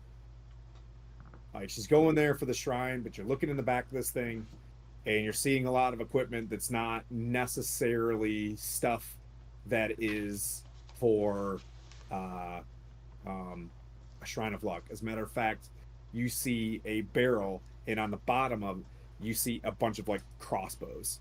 You see spears. You see in all of the boxes and crates have a white wheel, and the wheel is a bunch of crossbows faced outwards, right? So if you took the crossbows on the so it's like 5 crossbows that go into a spoke. So it looks like a wheel, but it's a bunch of crossbows. You notice that she has a white ring around her arm and tattooed. And not only that, with your natural 20, which is a total of what, by the way? 25. Okay. This she's got a small pin of a harp below so not only you get the sense that there's at least a company called the White Wheel, and then you saw a flash of an organization that you're very familiar with that does they run they're like if well, you know like a goodly intelligence agency, I guess, that kind of uses secrets and knowledge to keep a good balance in the world, right? Like they seek information, they know a lot of information, but like and if they ever act out on something, they try to get ahead, they try to get it at the very nascent of the problem, right? That's where they're smart. Before the monster gets too big, they'll cut it then. But you see that she's got a harp, yep, on her thing. And she's like, but, and then you see that her age is only through a life of experience. She's actually kind of young, but she's a bit wind blasted. You know what I'm saying? Like from hard work. It's not, she's got good skin, but it's a tad leathered. You know what I mean? Like just around the eyes a little bit. For Right. maybe hard riding, adventure, or whatever. Good 25. But she seems like she's putting off an image that my back hurts, but if you pay close enough attention, she can out PT most people. You know what I mean? Like in this wagon, and she goes to bed. She sleeps like, you know what I mean, nice and tight, and then Nice. Awesome. good roll. Yeah, Lady Gariel, ask Skylar. She's been around. I'm gonna make my bedroll underneath, or near her wagon, underneath it basically, or behind it, because that's it's where No my horse issues. is tied up. Another raid. Yeah. Yep, she had no issues. Your horse lays down eventually, and another raid. Folk and Myth. Fucking myth. Is this Bleak? Is this Miko? Who do we got out here? Can we give them a shout out, buddy? Already done, buddy. You know these guys. Yeah. Thank you so much, friends. Okay, so you head down. Feilani, did I already pass you? Nope. What are you doing tonight, Feilani? Um, I would like to actually do weather sensor again to get like ahead like another 24 hours to see if the weather has gotten worse Okay. since. Okay. It's like an instantaneous thing, so you gotta tell me Yeah. what I see. You check. Snow. Still Interesting snow? fact. It's still hot right now. You haven't felt a cold breeze. Well, roll an insight check based on that as well. I Okay. gave you that's your passive is what. Thank you guys. Happy anniversary to all of us. Yeah. Thank you very much. 14. It's very sweet today. Thank you. Um, that you're a druid. You're casting weather sense. You've done this before. The winds aren't even. The winds are coming from the south. It doesn't even make any sense. The winds are coming from the south, and uh, there's supposed to be snow. Okay.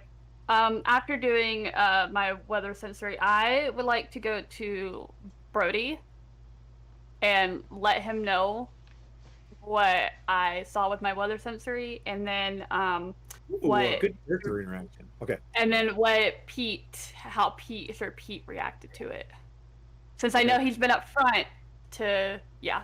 You're asking Brody how Yeah, I Pete. want to, Yeah. well, I want to go and basically have an interaction with Brody to let someone else in the party know about what I've seen and experienced, and to let them, All pass right, it go for on. it. Go for it. Yeah, So you walk up. Um, And he's laying on his mhm. bedroll. There's a horse laying there, but not on him. Like they've been together for a while. The horse is over here doing its own thing and just kind of resting, and he's underneath it. Go ahead, Feilani. Okay. So I walk up to him and I say, I'm sorry, I don't mean to interrupt your rest, but I feel like I need to tell someone in the party about, what I've Of course. seen. So within the next day or so, we're supposed to be getting snow. And I noticed you've been up front, you've been, keeping a watchful eye out. Um, if you could keep an even more watchful eye out, and also if you could gauge Sir Pete's interaction, or how he acts within the okay. next day, because I told him about it to let him be aware, and he seemed very put off and a little worried about what When I you told him.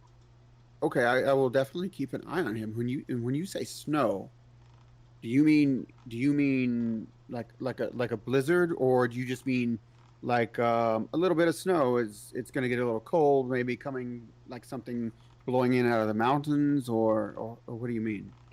My weather sensory, it doesn't really tell me exactly like how bad it's going to be, but it's according to, I guess you could call him a local native. He's been around a long time. He said snow never comes this far south, and it's worrying me a little bit because it's so hot, and we haven't felt the first breeze, and within a day it's supposed to completely change.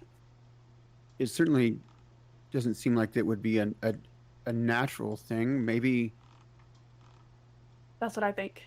yeah, it might be. That's actually terribly foreboding.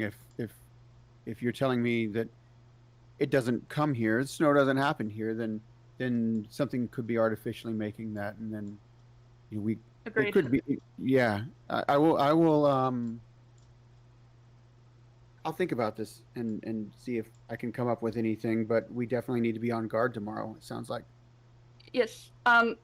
If you're around Sir Cervantes, uh, for a little bit, later, let him know as well. I'll try to let the other party members without raising suspicion, with everybody else, but I figure that we should, be prepared and be aware about, what is possible to come our way. And you think it'll hit us before we get to Thornhold? I did it before we left, Okay. and it Oh, doesn't so tell me. It oh, doesn't tell me when. It just says within the next day. oh, so it could hit. It's probably going to hit tonight, is what you're saying. It very well could, but I did it. I wanted to make. I did another one. I did a weather sensory, and it hasn't changed. So it could literally be in the next minute. Okay. I'm gonna get some rest then. Okay. Oh, another question. Sure. Did you happen to know who those riders were? I couldn't get a very good visual on their faces, or I couldn't even see their emblem to figure He out where they he were was from. he was the crown prince and his guard, and I think maybe his brother. He said his name was um Prince Alagarthus, and Would no, go ahead. he's the king's son and the heir. Would that name ring a bell with me, Tim? Whoa! Another raid. Heyo! And and he said Wow. his father has taken ill and they're heading south. Okay. I really couldn't, discertain any details about any of them. So I just, put it off that they weren't threatening. It was very weird. I couldn't make out the prince's face, and I couldn't see, their emblem on their flag. It was blurry almost, in a sense. Like there was. Wait, are you saying there was some sort of like spell that was like it was sort of like an illusionary type situation? I'm not very sure. I've never experienced that before with anybody. That's why it got me a little curious, because I couldn't see the prince's face, and I couldn't make out When he rode past you, you looked right at him and it was a blur. exactly. I couldn't make out any details. What color his eyes were. He was just a blur. That's But I would definitely say not good. Okay, that's troubling. I think so as well. But like I said, they didn't seem, very threatening. So I kind of just put that thought at the back of my mind. But it was very peculiar, very odd. Okay. Well, we got the catchy cantrips in here too. Thanks, guys, for all the raids. We have really good dialogue right now. Well, did you say you were going to go talk to Sir Cervantes and tell him about the snow as well? I mean, he's going to be taking second watch. I was hoping that possibly you could. Okay. And then I would go let the others know in the back of or the others know in our party know as well. And that way you can pass it along, and I can go to the others and let them know what's going on. All right. I will go. I'll go speak with Sir Cervantes before I lay back down then. Okay. Sounds like a good plan. All right. I'll head up to Sir Cervantes where he's bedding down. Cervantes, when he notices you, hold on a second, real quick. Gotcha, Tim. I'm headed that way too. And you see me like wiping biscuit off of my face really quick. Okay.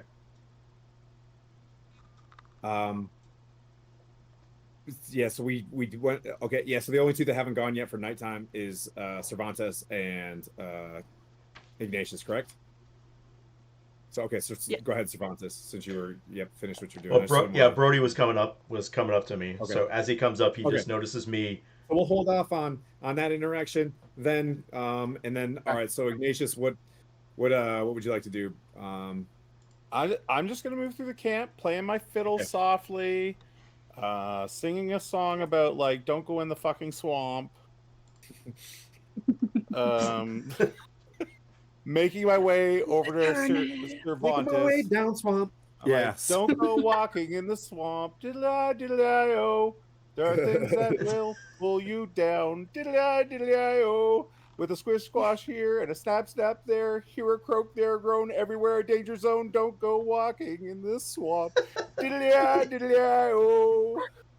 Everyone in danger zone. Oh man, I'm getting that on a T-shirt. Oh shoot. And I just make my way over to Cervantes, and then when I get to him, I just like abruptly stop the fiddle. Like, Okay, is so, the so deal? you're up there. You're up there now. Okay, so Brody, you're about to pass this information on, the three of you guys together. Felani. oh yeah, I just you're- rudely interrupt. What's the deal with the turnip? Don't. Ignatius, Yeah, go for it. Go for it. Go. Yeah. Ignatius, I'm glad you joined us. Actually, I had some news that that Felani brought me. I wanted to pass it along to Cervantes, and it's just as well that you're here. Silith, you can hear this, by the way. They're not that far away. Yeah. So I would say, for all intents and purposes, you guys are close enough where you could, if you heard them whispering, you could hear. Yeah. Okay. Sorry, Brody. Go ahead. Yeah.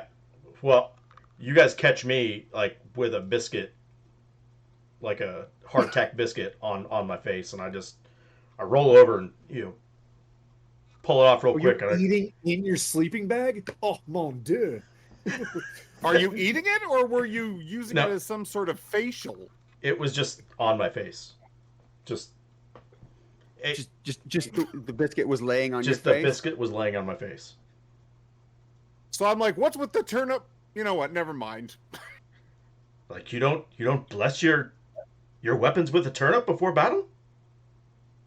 What would that do? I'm gonna kneel down, like in a squat position, so I can look him in the eyes.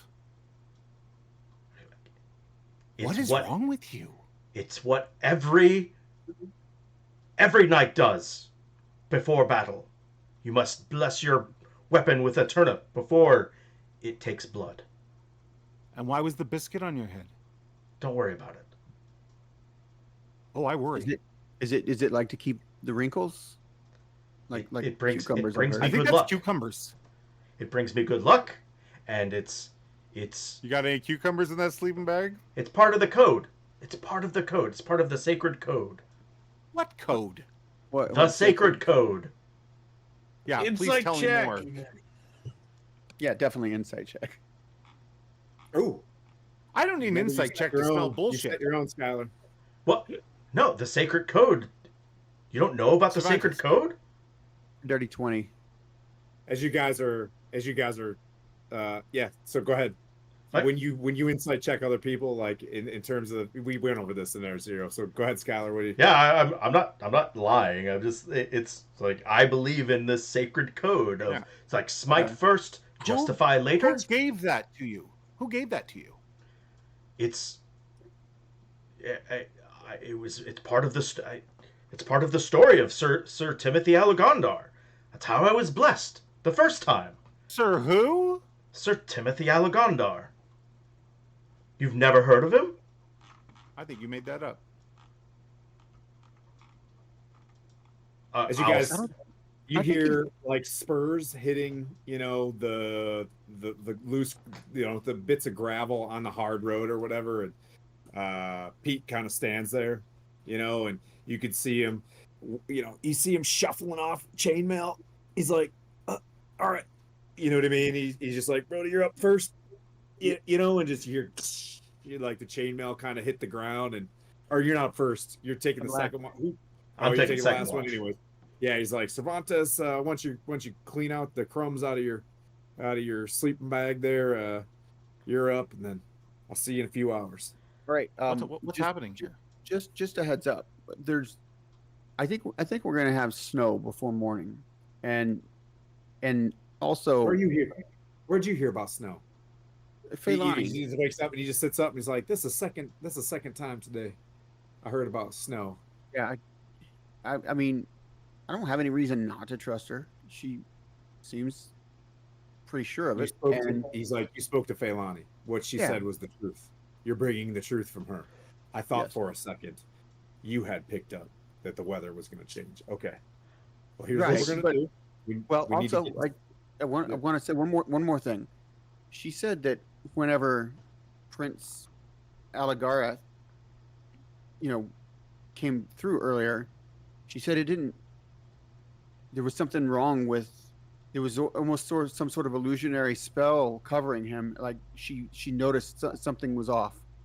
Oh, well, I'm not one to address their majesties, but I'm assuming they do have some pretty solid magics with them. I didn't see or make that close of an eye contact as they passed by, but I could only assume maybe they I were didn't doing notice something it to either. protect themselves.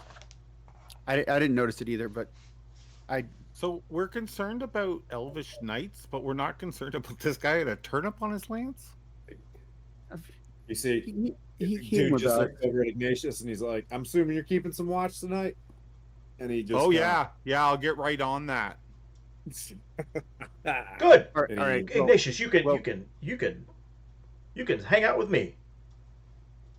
Ask tell- him more questions about his turnip. I'll tell Are you gonna about tell my. me some? Are you gonna tell me some truths about this thing? I'll tell you about the blessings. The blessings, like Tamora, because I talked to Silith earlier. That sounds more like my kind of faith if I had to pick one. No, I'm telling you about my blessings. I'm not really into turnips and biscuits. That's just part of the sacred code, Ignatius. I'm rebuilding it. I am Sir Cervantes, the twice blessed. Don't you want to know? I want you to stop lying. I'm not lying. That's my gig. That's my kick. Is your name He's not like, Ignatius? You hear Ignatius Sir the Pete be like, lying? that's the first thing you've said that isn't a lie. Who You. is that? Is that Ding Dong? I will not be talked to in such a way by someone named Ding Dong. That's the dude. Well, you guys spend the evening without, any nefarious activities happening. You guys successfully If I can avoid taking the watch, I don't take the watch. yeah. You do. And well, maybe things happen during your watch. Maybe they don't. I'm You know okay what with I mean? that. But I'm okay with that. yeah. Fantastic. Thank you. So but you do, get nudged because I'm assuming everybody where they're sleeping, you can hear people naturally getting up and it's still kind of dark out. And they start putting their stuff away and, dude's got his helm on, and he's got his sword unsnapped. He's got his shield up. And you can tell like he's kind of kid up and he's like, yeah, this is gonna be the ride. We're gonna move pretty fast. We're gonna go all day hard. We're not stopping for lunch. We're not, he's doing a quick check, like, so everybody get your snacks and stuff like that. We're gonna move out and we're gonna rest the animals real good in Leyland, just outside the mare. But you can see, and you guys look down. He's like, it'll turn into a wooden road with these planks from some of the trees from the Misty Forest. The elves made a fantastic road, but we're gonna get to clipping and we're gonna move out. We're gonna stay tight as well. No one's gonna go out into the swamp at all. You understand? You know what I mean? Like we're gonna stay real tight. And then the same. I'm just gonna kind of move for the sake of time. You know what I mean? Like you guys all settle in. You're looking at the same thing. Unless someone outwardly wants to do something to manipulate this trek, just stay with me. But unless you know what I mean, so you guys kind of fall in. Cervantes and Brody stay up front. Howie, Silith, you riding with Sister Gariel now, or are you? No, I'll Maybe be head with back. Ignatius. Yeah, I'll be with Ignatius in the back. Okay, you're heading in the back with Ignatius. So you guys hang out. They continue to drink and have a good time. These dudes don't seem to care too much. What I will say, you get in, as the sun comes up, you are pressing into the swamp. The swamp, as a typical swamp it is, you hear the croaking and the birds chirping and the echoing. It's like immediately becomes like water, like to your left and right for almost as far as you can see. You're thinking lily pads, you're thinking Spanish moss everywhere. Can't see very far, and there's just mist like bellowing all around you, and it just super heebie-jeebie land. You know what I mean? And you guys begin moving. You're moving throughout the day. You can tell your tummies are starting to rumble, so you go to eat around lunchtime, but it's just still clip clop. You hear the wheels rolling on these planks of wood, and it's very clean, like very clean and varnished wood that the elves have made. Like this was some sort of deal about 2-3 years ago where this was made. In some cases, the wood isn't that great. You can tell where Lord Neverember and his folks tried to build things, but the elves who finished the road like crushed it. Um, there's nobody on this. It's very, very quiet, what I'll say. And you can feel the heat. Think of that Louisiana heat. And just like the cicadas screaming. There's love bugs and mosquitoes hitting your neck and stuff like that. And you guys are just like riding through. It's kind of uncomfortable. Um, you carry on through lunch, and then it just hits. Just you can see it in the distance, Cervantes and Brody, like a sandstorm in the distance. You see bellowing white just as you're peering through the the the mare of dead men. It's just you hear the cracking of these big like sycamore looking, you know what I mean, things, and just whoosh, this like blizzard hits, and you can see maybe like a foot in front of you for just the first 2-3 minutes as you're trying to find the outsides of the wood. You hear dude just saying, "We got to keep going forward, we're too far, we can't turn around." And you guys keep pressing. The snow keeps moving, and anybody can stop me at any point in time if you want to do something. But like, it keeps. How But how then wide is the how wide is this platform bridge road that we're on? same thing, same thing. A cart can go one way and a cart can go the other with a good person on either side. There's a bit of a sump on the outside for something to fall into as well. So there's a bit of like a like almost like a sandbag sump for something to go on the outsides as well, right? And it's out of the water. They've done a fantastic job. It's a bit crowned, so the water, falls off. After about 30 minutes of this wind blowing into the Mare of Dead Men, it becomes a trickling like snow. But the snow, it's now getting cooler at about 40 degrees. Like it's not shivering cold yet. The snow is laying there. It's just not like it calms. Like the I snow mean, calms. I absolutely have zero ability, like literally have zero ability in this, but I'd like to do a nature check to see if this like snow is natural. Oh yeah, I sure. was Go ahead. I was gonna do the same thing, so I will Go for certainly. it. Hate each I'm other. That's very fine. proficient in a nature check, so if you Another want me to nat do one, it. baby. Nice. Well, everybody roll. While I they're got doing that, 17 flat. Silith, since your religion deals with gambling, I bet you 5 gold that I can get Cervantes's turnip. You're on. 22. Yep. Mine's a 22. Yeah. Deal? Absolutely. That's good. I walk over to my bag and I pull out Cervantes's turnip. I'm like, eh? Excellent. Check it out. And Yeah. you guys are just having this discussion. The snow just blows through. I love We're it. in the back of the in the back of the wagon, right? Yeah. The mist stays there. The mist sparkles like when you see the sparkling gold of snow falling. The way that the snow hits, it's got this golden silver sparkle everywhere, and you can't see more than 30 feet outside of the actual trail. There's no markings in front of you. You guys are the first ones breaking the brush.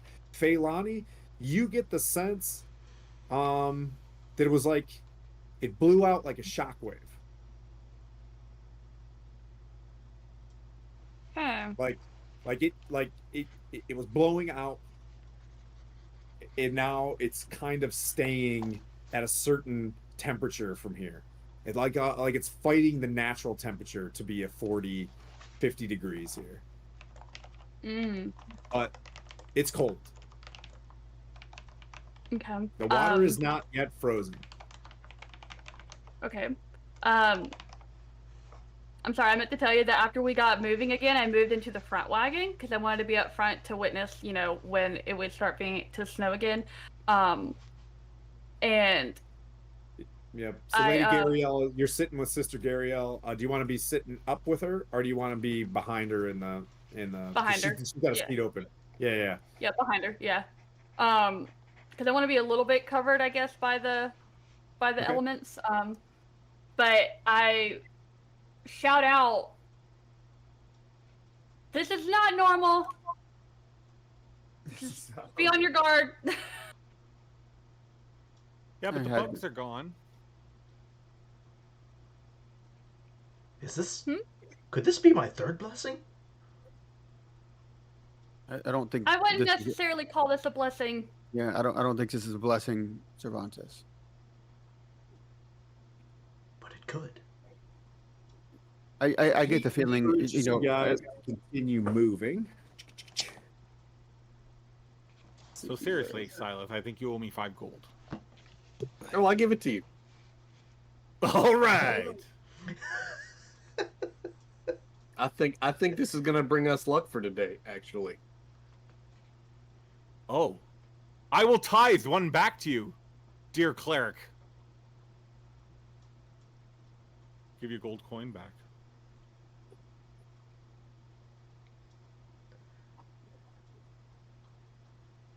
You guys ready? Yeah. I don't know. Are we? What could go wrong? So Cervantes and so dude's up with you guys, Cervantes and Brody. You guys continue to travel.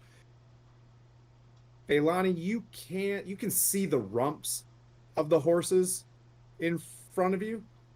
You know what I mean? And Great. then you can slowly see shadows of your teammates.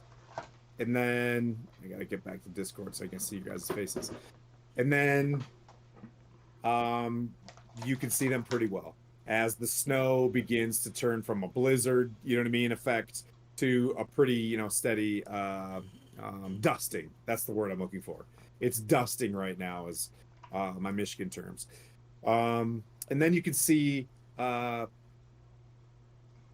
Pete pretty well, and you see him just come back and raise a hand to Brody and Cervantes, and then you know what I mean, like, hey, hold him up, and then you two get up here. I'll trot up there on my horse. Lance in the stirrup and The two of you in the back realize that everything comes to a stop. It's pretty quiet because everybody's kind of uneasy by this weird snow. So the two of you in the back. Leilani, I jump out and I'm like, another elven prince? nice. They can hear you say that. Everybody's pretty quiet, and you guys hear Ignatius. So Brody, you see Pete hop off his horse and take his horse off to the right, and kind of push it to head back to Sister Gariel. And you see him take a knee, and as you look at him, you see a snow-covered body that he's touching, and his eyes are closed, and there's another snow-covered body to his right, and a tipped-over wagon in the middle of, classic level 1 encounter. I'm gonna ready Eldritch Blast. Okay, all right.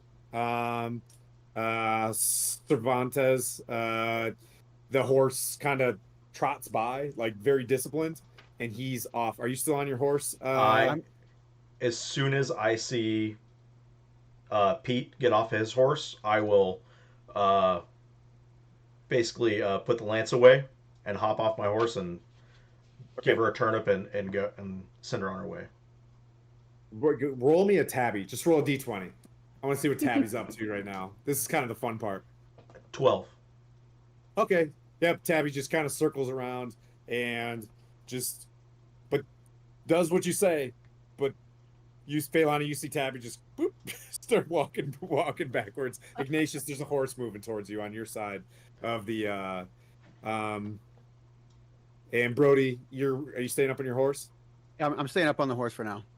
You see Phailani, you see Brody begin to do something with his, you know what I mean, his body, preparing offensive defensively, right? However that is, we can describe it in a second. Silith, how about you? Everything stop. Ignatius pops out and he starts heckling. I'm going to the front because I'm not just you're walking up. Yeah, you see the right side, there's a horse coming in, Ignatius. You go to the left side and you're clean. You see this guy Falcon, also that you haven't really run into, and then you see Vin haul forward, and he just starts blasting forward, almost knocks Tabby into the water, runs up, and you hear behind you guys clunk, clunk, onto the wood.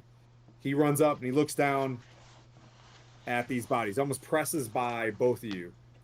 This dude's got cloaks, and you can see that he's got like a scimitar off in his side, and he looks down. So it's like the four of you, Pete, Cervantes, Brody, and Vin, who rode a horse up there. You're on your way, Silith. You see these things. Real quick, does the wagon look familiar at all? No. Okay. Nope. Yep, you're seeing this. Looks like average, everyday. Go ahead and make a perception check. Come on, Cervantes.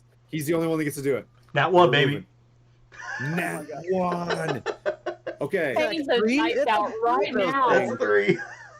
You walk to right the now. other, Cervantes, you walk to the other side of the wagon to try to inspect this thing.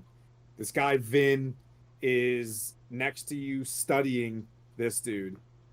As you look up on the other side of the wagon, you see some sort of, the snow just dusts off onto the ground as you see a very dark looking, shadowy you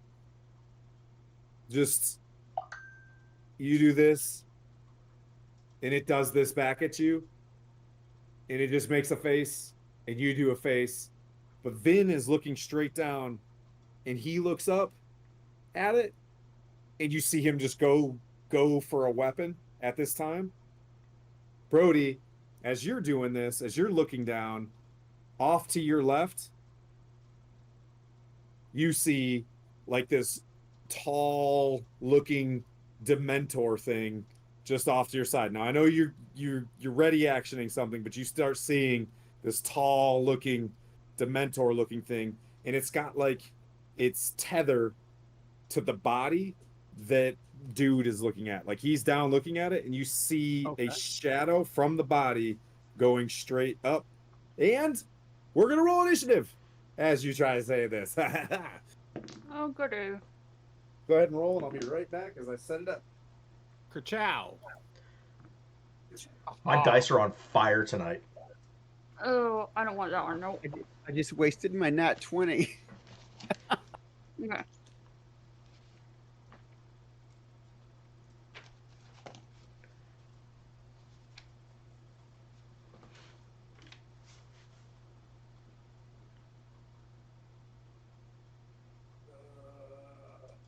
Duncan's on his way. Phailani, you're up front. Phailani's 30 feet away from this. Just so you know. You're Okay. there. Ignatius, you're outside back here. You're on your way up. You can dash because you're a rogue. You do these things. He's on his way up. This guy. Jimmy, what are you doing? You're so bad. Come here, baby. Oh my lord. He's like a baby. God, he is such a brat. All right, who got above 20? I rolled a nat 20. What's your total? 24. Anybody higher than 24? Okay. Anybody 20 and below? 12. Well, I'm sorry. 15 and above. 15 I to was 20. like, everybody I haven't besides. done this in a while. I haven't done this. I was like, oh yeah. All right, 15 and above. Sorry. Who are my 12s then? All right. Who's got the higher decks? I've got I have 12. a 16. Okay. Me. There you go. All right. B, F, and then C. All right. 10 and above. Oof. 5 and above. 7. Okay. That's Ignatius. Oh, and I need to roll another initiative. Why is that? Oh, for your little guy? Slinky, yeah. Slinky. Initiative. Dex. +3. So 17. Okay. Well, you guys get to go first and second. Okay. All right. That being said, Brody, what do you do when you see? Can you guys Initiative see the to map? 3. You want to go to the? Yeah. Let's go to the fighting map. Oh, yeah. Silas got a My 3. initiative was a 3, by the way. Yeah, I just put you on the bottom. Yeah. If you were a 7 or you're a 6 or whatever, yeah. Sorry, I didn't mean to be dismissive about your role, but I've assumed you were last. Usually do that. All right. Now we can see our new fancy style of map. All right. So there you go. You see the wagons. You see these dead bodies I painted today and these shadowy looking creatures that may or may not be shadows that are pouring out of these creatures. So there we go. We're going to go. I'm going to put these guys after this one right above. So Brody, Feilani, and wait, we got Ziggy or whatever, and then we'll put the baddies right here. Okay, so Brody, what do you do? So you said there was one Right that next was to you.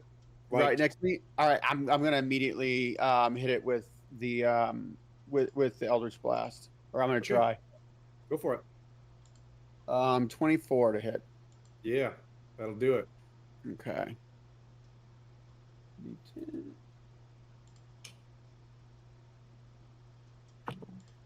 That's 4 damage.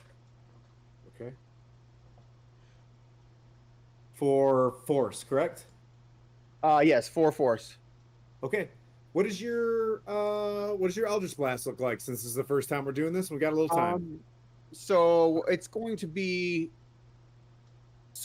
it's basically like yellow, like a yellowish, like sickly, like a sickly beam, but yellowish and sort of like Okay. venomy looking, but yeah, Okay. sort of like venomy looking. Okay. All right. Sickly, venomy. All right. Yep. And it comes out of your hand. Yeah, so I'm gonna, as I see it come up to my left, I'm holding the reins on Fire Shear, and I'm gonna like raise the reins up, and I'm gonna kind of just shoot it underneath my arm, and you just blast them, and you see this thing, Feilani. You're looking up because it's kind of behind everybody else, and you see him just like, and just a beam, because it's not a very strong Eldritch Blast. It's a level 1 Eldritch Blast, but you see a beam just kind of shoot, and it hits this thing, and it sticks to it, and it just like it elongates and gets a little bit taller and tries to reach towards Brody, who is going to bonus action reaction. What else you got? I don't. I'm gonna.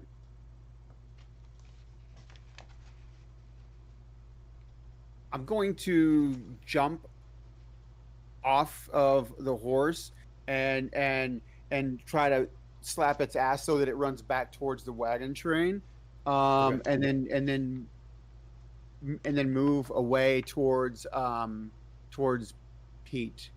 You are in melee, just so you Oh, know. I'm in there. Oh, so it's that close. Okay. Then I'm gonna just I'm gonna kick the horse, slap the horse's Well, butt. just want to send say it back- DM Pete on Sundays would let you take that opportunity. He would just be like, okay, you walked away and you're hit. Yeah. So, It's fun. yeah, and that's all I can do. I'm going to, What's Ziggy do? yeah. What's So Ziggy do? Sorry, is it he my turn? is Oh, Not sorry. yet. I thought you said Iggy. Slinky. My bad. Slinky. He is going to Phelan, you're on deck.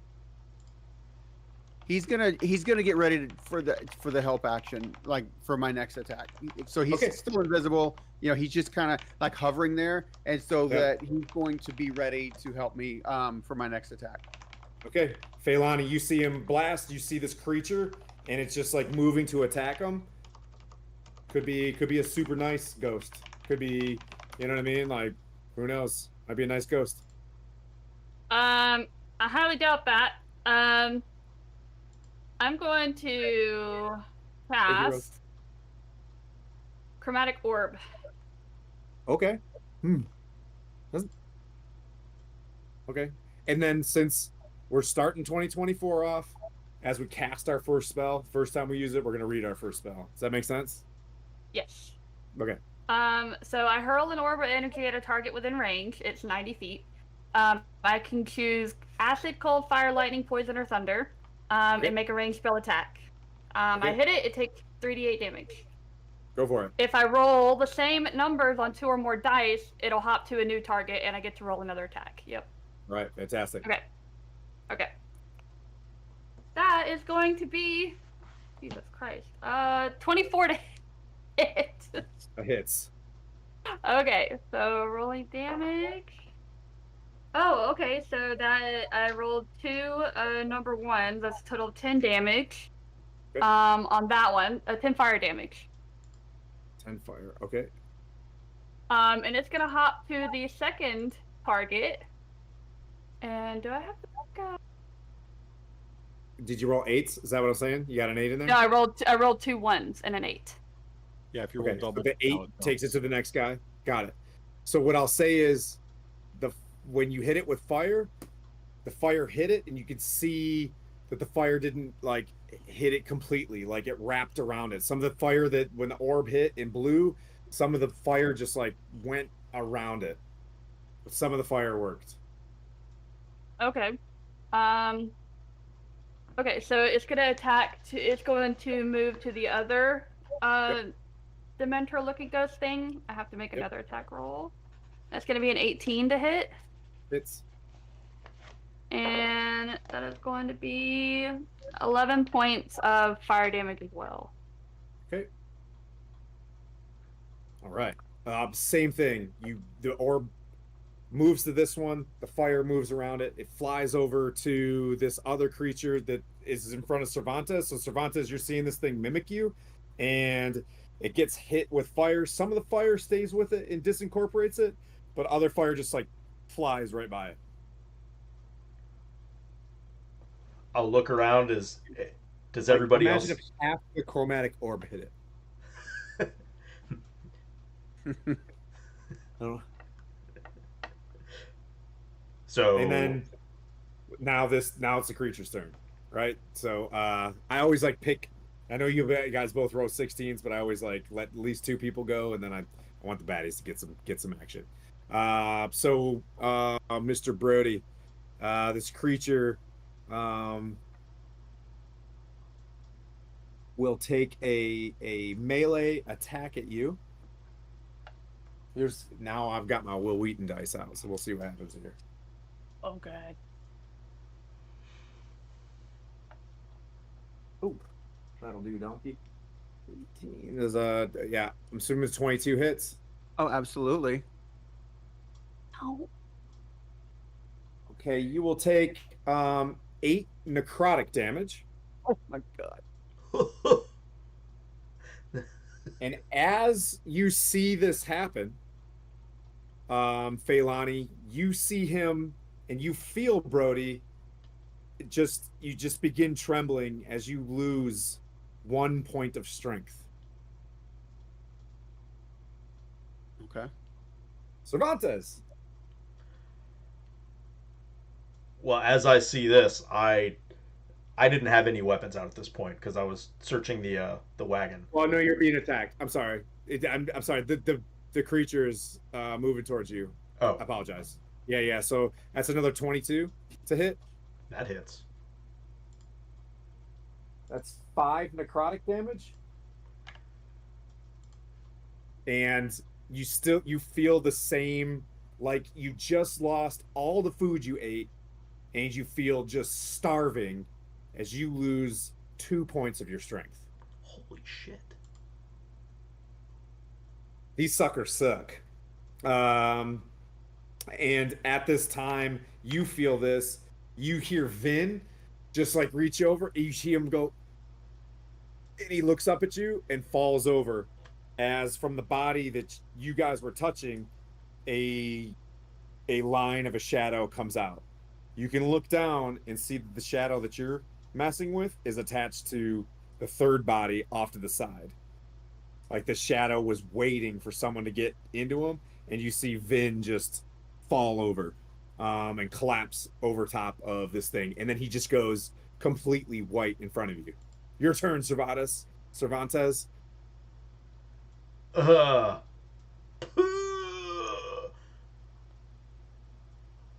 And you Well, hear in classic Liam Neeson voice from Pete, "It's a fight!" for the code, the crown, and the turnip. And I pull out a short swords and hit Dual with wielding one. short swords? Yeah. Nice. Okay. I love Ooh, it. that's nice. So that is a 21 to hit It's for 7 damage. And I'm. Are we doing the mastery stuff, like the Vex stuff? yeah, why not? Let's learn. So with the short sword, so I get advantage on my next attack against this creature until end of my next turn. But I'm gonna do a bonus action second wind, and Gain some hit points back. yep. So I get back 7. It feels like that's a really smart thing to do. Hey, puppy, come on. But before I do that, I'm gonna yell. So I yelled that, and then I'm gonna go. I smite thee, politely, Okay. as I hit him, Okay. Okay. and then that's my turn. He's such a beast. I know. Mom's at work. The cute are the so- best. Yeah. All right. So that brings up Cervantes just went. Ignatius. But Cervantes, you're seeing another shadow grow right next to you. And Vin looks deader than a doornail, like immediately. Like, do not pass go. He just died. Do I like to Awesome. call that a foreshadow warning. Anywho, like, let's get to work now. Yeah. Did Everybody that enjoy the damage day. look like it did anything? Uh-huh. Okay.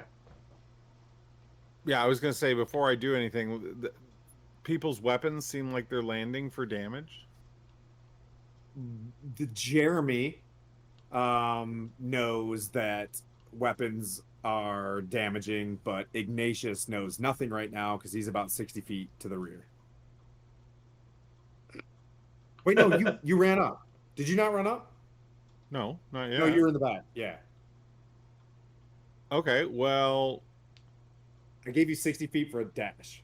Double dash, right? You're a road, right? yeah, I'm not gonna dash. I'm just gonna move forward and draw my short bow and fire at one of the ones on Cervantes. Okay.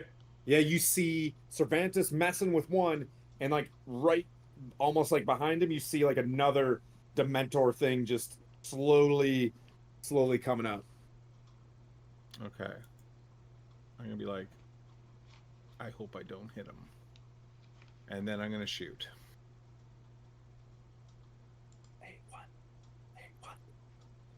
A 14 14 hits.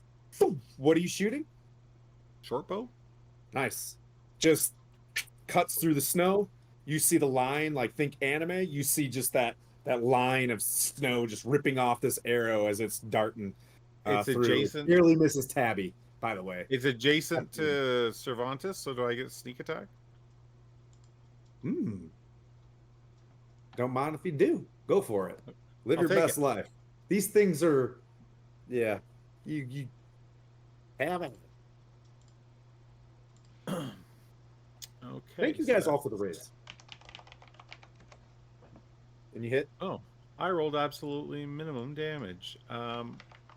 6. How much Two damage did ones. you do, Skylar? 7. Do you remember? 7? Okay. I can't math. And you did 6? 6. Okay. Juicy, this thing hit, and its size kind of shrinks a little bit, and it grows back, but it's just kind of faltering. Cervantes, but you're kind of far back in the snow, and you saw a little bit of its dark shape against the snow in the evening, and you hit this thing. Oh, I've got more funds to do. Silas. So I closed 30 feet on it. So I'm Yes, 30 sir. feet away. I'll move you up. I'll move you up. Okay, thank you. Silas, what would you like to do, friend? So I was walking up there, passing the horse, and I see all this occurring. Yep. Do I notice the one that he just shot kind of do a little shrinkage and then regrowth? I'd say if you wanted to take an action, I would give that to you. But I mean, yeah. If I'm not, saying in the future, if you want to make assessments like that. It's really cold out. There could be shrinkage anyway. So my plan was to actually. So remind me again. I can cast 2 spells if one's a bonus action and one of them is a cantrip. Yes, I believe Not that's a level spell anymore. not a leveled. Like one of them can't be leveled. Oh. What is the new rule? Oh shit. Yeah, I think that was Yes, it. you can cast a level spell and a cantrip. If one of them is a bonus action. No, period. In 2024, yeah. I mean, we're not going to stop the. So the I don't know why official that's- rule now no. reads that you can cast 1 spell with a spell slot per turn. Okay. So a cantrip doesn't use a spell slot, so that's why you can cast it along. But you can only cast 1 spell that uses a spell slot per turn. Yeah, think you that's can't do good. 2 leveled spells. Yeah. Right. That's So 1 cantrip, 1 leveled spell. Cool. So seeing that As long as one's a bonus Brody, action. yeah, one of them is a bonus. So seeing that Brody just got beat up pretty good and he doesn't look like the kind of guy that takes hits well, I'm gonna bonus action cast Healing Word on him. go for it. So, creature of my choice that you can see within your range regains hit points equal to 2d4 plus your spellcasting ability modifier. So that's going to be 2d4 plus 3. Let's see if I roll well. Hell yes. That's 6. Nice. Muted, but you can see that was delicious. Yeah. Yeah, that Uh, brought me back up from 1 hit point that I was at. So that's my bonus action. With my action, I'm going to cast Firebolt. So as I grab my holy symbol and flames come out of my hand, at first they're reddish, and then they sort of turn a little bit of green. And I'm going to throw a Firebolt at the creature that is fighting him. All right.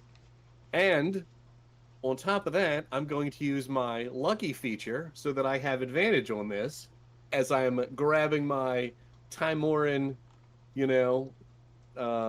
clerical item. Okay. So my green lucky flame will hopefully hit this creature. Okay. Green flame. Ooh, love it. Yes. That is a 17 to hit. Hits. Sweet. My character has no idea that it won't do that much damage, but that's okay. I rolled a 2. 2 damage. Okay. Magic. And As then soon as you hit, the 3 of these things like disappear in front of you. all 3 of them. Yeah. But you saw the hit. Okay, and then with my movement, I'm gonna get next to Brody. Okay, you're running up. All right.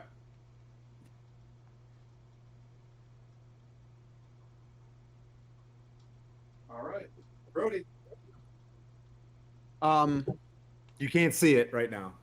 I'm going to bonus action look through Slinky's eyes, who who can see invisible, and he actually has, what is it called? So it's not invisible, they're hidden. They take a bonus action hide. So it's just disadvantage trying to hit them. Oh, okay. But so you're looking through them, you know what I mean, through this thing, and that's basically what I'm saying. Like you kind of see them it defensively kind of they're in melee, but he's kind of pooling around your ankles, right? It's a ghost, so it's just it was there. It used a little bit of the dimness to kind of pool around your ankles, and you could shoot, but you're gonna be shooting at disadvantage. So is it going to be a straight roll since I was using my Slinky as doing the help action on my attack? Sure, you can do a straight roll. That's fine. Okay.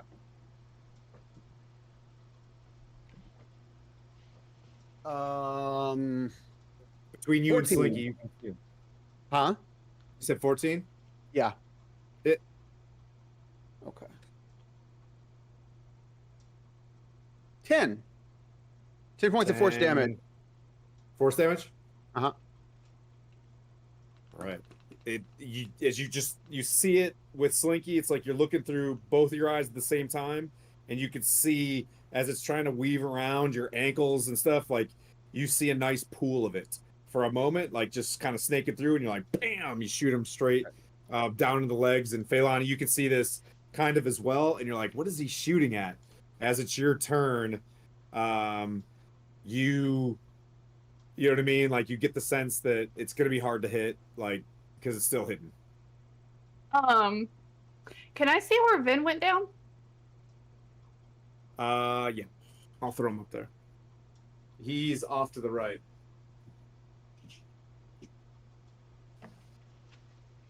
Like we're up there. He did. Okay. He is dead. Well, he seems very unconscious. Yeah. Okay, I would like to go up to him and I guess like do like a medicine check Sure. to see if he is dead or just unconscious or. Yep, go for it. That's gonna be. God, I'm rolling high. What is that? 24. He is certifiably dead. He is? Okay. Shit, that's not gonna work then. I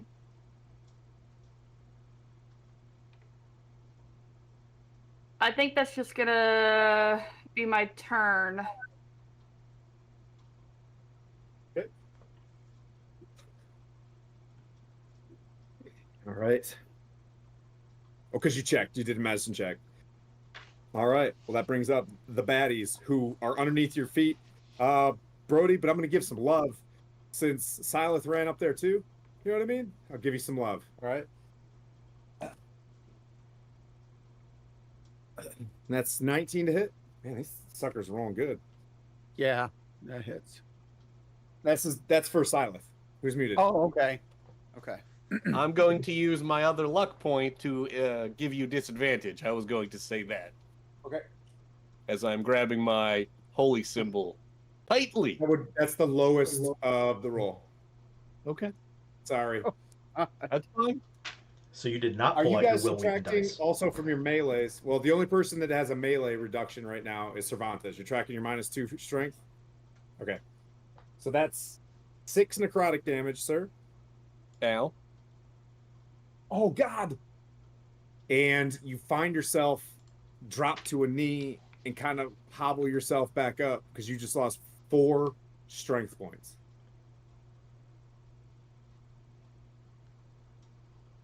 Ow. See, Nope, that's not what I want. Pete put me up to this, by the way. You guys want to? You want to blame somebody? You Pete's blame. an ass. Pete's an ass. He's Because like- I remember he's you guys like, talking "They're about only this. 1/4 CR. This is crazy." So don't metagame because this is fun. But if I see little eyeballs looking at monster manuals, I'm gonna No, come hard. I this remember week. you guys talking That about didn't come this. out right at all. That didn't come out right at all. All right. So and as that happens, it disappears again. Asylith, and it kind of just starts swooping around your ankles. And that brings up Cervantes.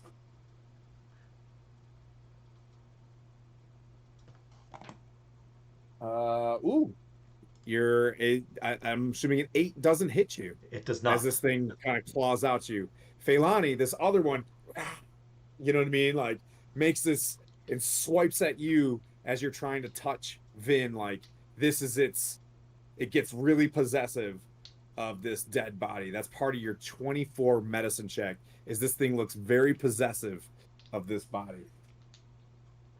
And that's a 22 to hit. Yeah. That's 7 necrotic. And you've lost 3 strength. Holy shit, man. Good news, it's Cervantes' turn. How you doing, pal? I'm doing all right. I'm gonna swing at the one that's What's your plus to hit now? Now that plus you've 2. lost strength. Okay. Plus 2. That's okay. I had 16, so I was pretty good. Yeah. So I have advantage on this attack, and Okay. does a 16 hit? Hit, sir. Okay. So that's a plus 4, so 5 slashing. Or wait, is it piercing or slash? Yeah, piercing. It does. Okay. Okay.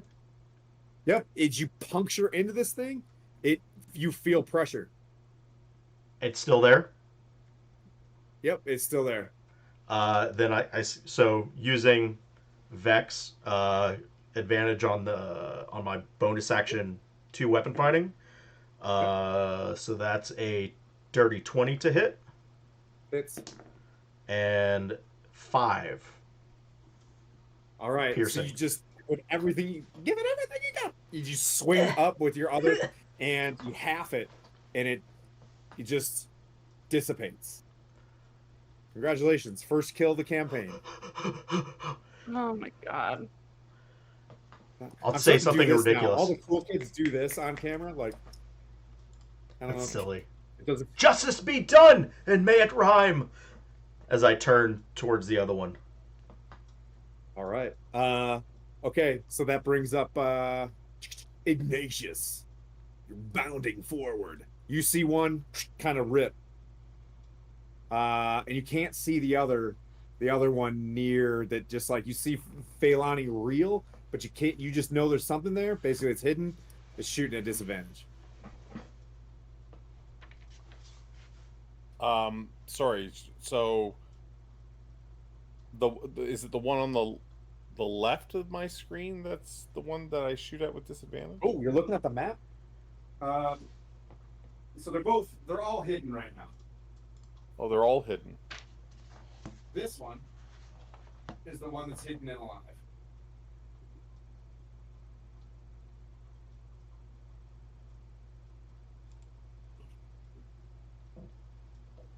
And the one on the other side of the road is not hidden? They're both hidden. If you see them, they're hidden right now.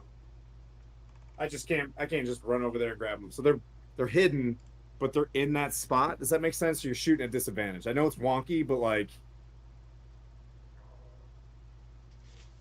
Okay. Well, I guess I'm shooting at them with disadvantage.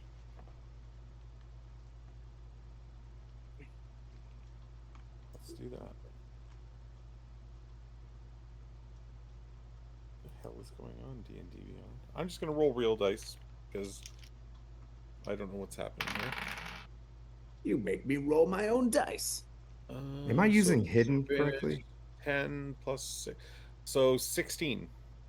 Hits on disadvantage. Um, Good job.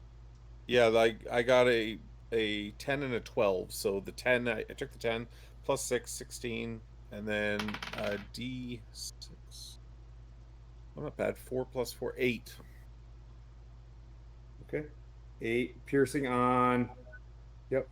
That's like the first hit on that one. So you see as it's swirling around Feilani, you see it stick in and then just kind of push through and fall to the ground, and the thing kind of just like rolls, but all that damage seemed to hit. It's very strange that these things are shadows and yet they're not resistance to piercing, and you know what I mean? But like it's kind of strange. It's more anti-magic than it is anything else. All right, Silith. All right. I'm gonna cast Bless. I'm gonna grab Okay. my holy symbol even tighter, and Tamora, give my party strength to take care of these evil, horrible things, and sort of a greenish, goldish glow kind of goes from me to Sir Cervantes, Brody, and Ignatius, since they're currently attacking, and I can't really see Feilani because she's leaning down, getting destroyed by another one. So what does that give us? Bless up to 3 creatures within range. Whenever a target makes an attack roll or saving throw before the spell ends, the target adds a D4 to the attack roll or save. So I am currently concentrating. Nice.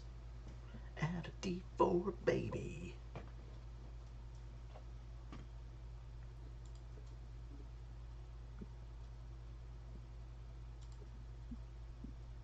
And bonus action, I smack Brody on the ass and say, "Get him!"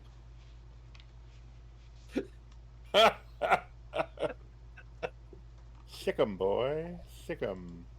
Right next to him. 1 second, I'm just reading up on something really quick.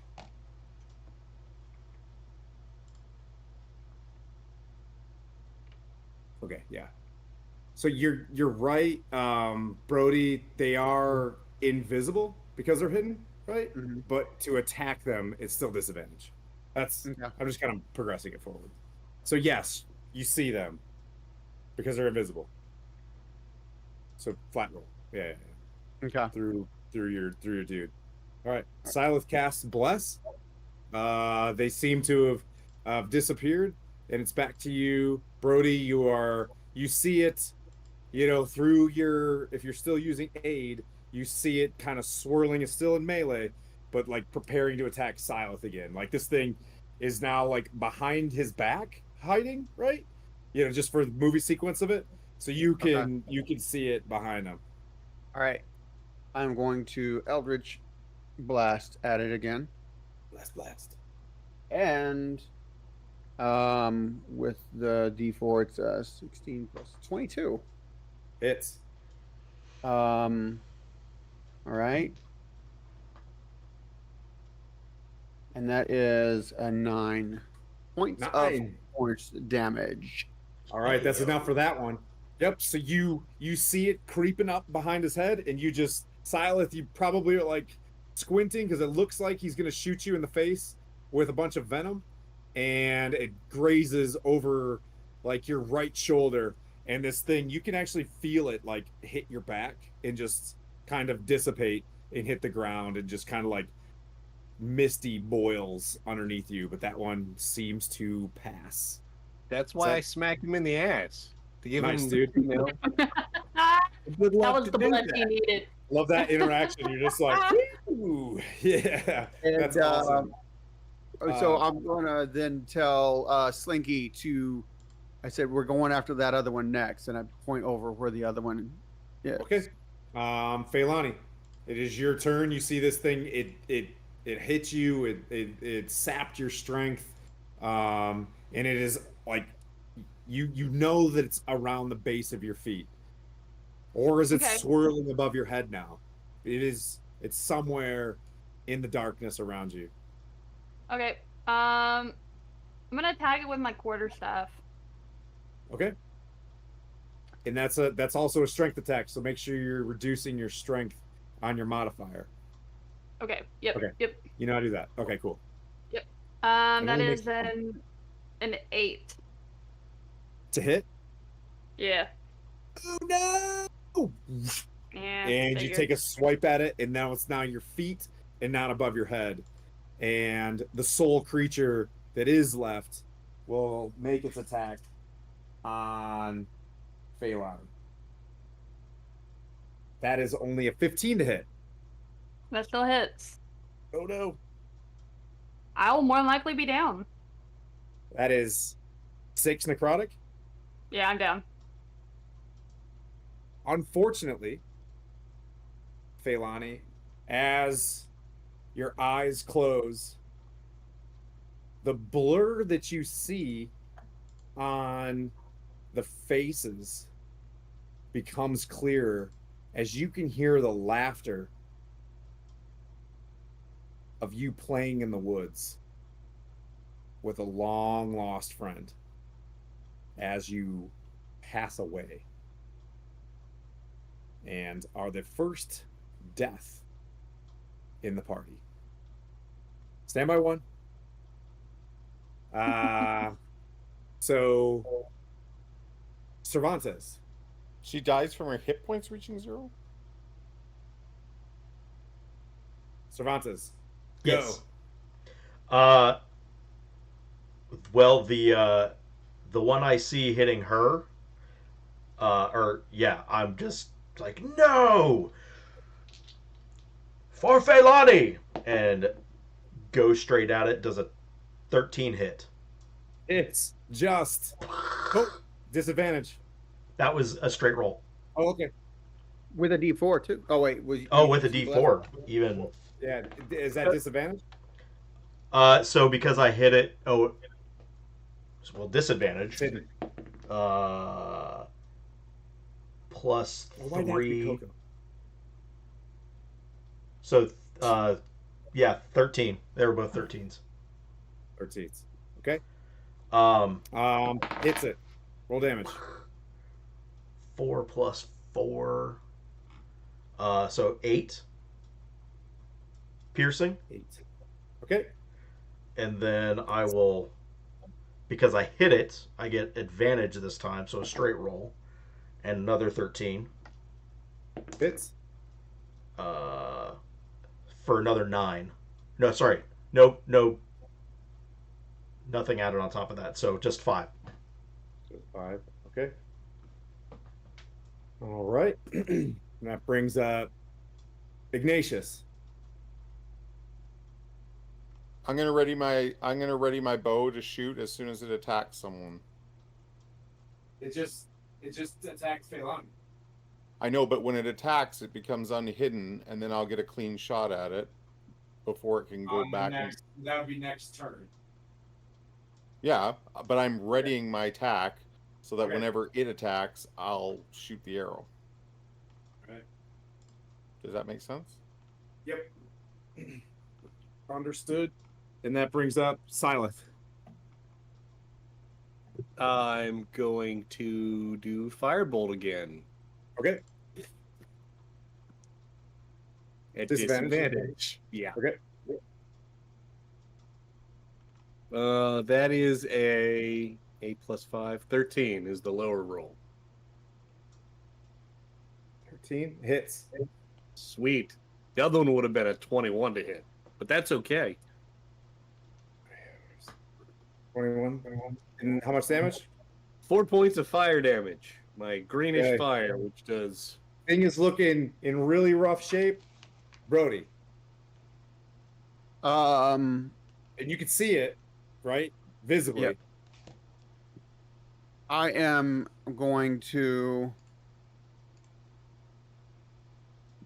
You'll see. So I'm going to like put my hands together and start kind of drawing something out, and then I'm gonna just like shoot something out from my hand to hip, and it's going to look like like a crackling, like electrical type snake, just like shooting out, and it extends all the way, and like it sinks its fangs into sort of this incorporeal ghost, in incorporeal ghost, and I am casting Witch Bolt. Okay. Nice.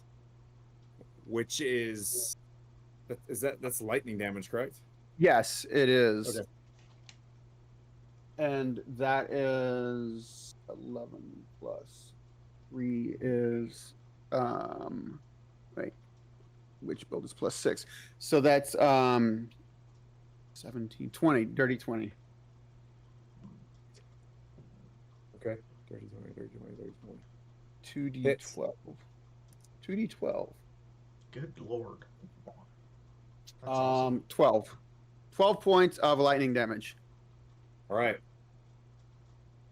So this thing is hovering around Phailani as this massive crackling, like Emperor Palpatine bolt just shoots from Brody, connects to this thing, and you see it like reverberate and then just burst apart. Behind you, move! You see sliding to her knees is Lady Gariel, and she stands down. She's like, "This, I've got to be fast." And she reaches into her pocket and just spreads this sparkling dust all over Phailani, puts her hands on her, and just starts. You see this like spinning wheel of Timora, of the multicolored rainbow, just this wheel like the Wheel of Fortune spinning over her hand and then pour into her body. As Phailani, you're just like, boom! As she casts Revivify on your body. And she just looks straight at you and she's like, Timora's fortune brought me to this, but unfortunately I don't have enough dust for that poor young man.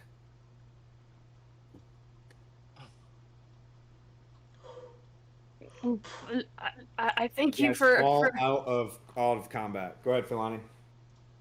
I thank you for giving me my life back.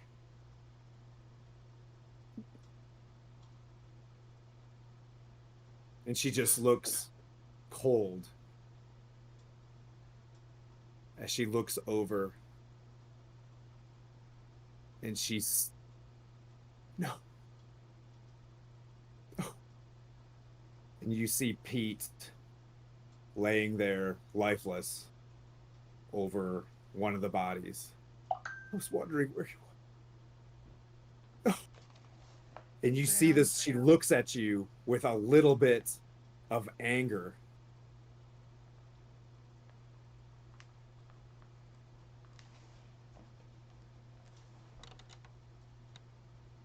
We have to keep moving.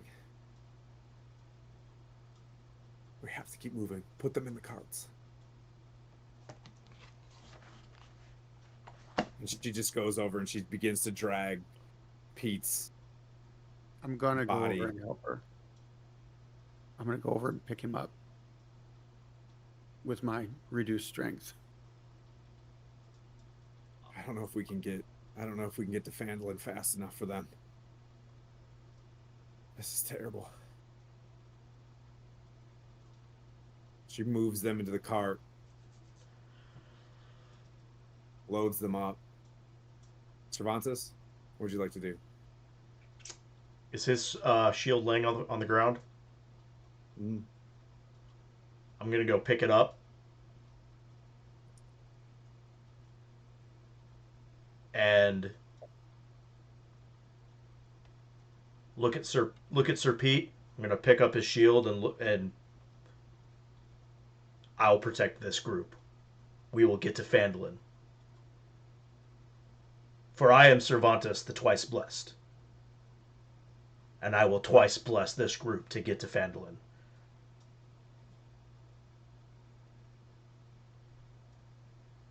Phailani, what would you like to do?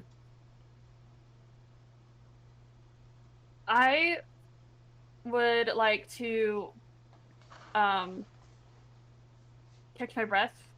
I don't just die. You have one hit point, by the way. Yeah, back I at don't have one. anything to. Yeah. I don't have anything to help with that.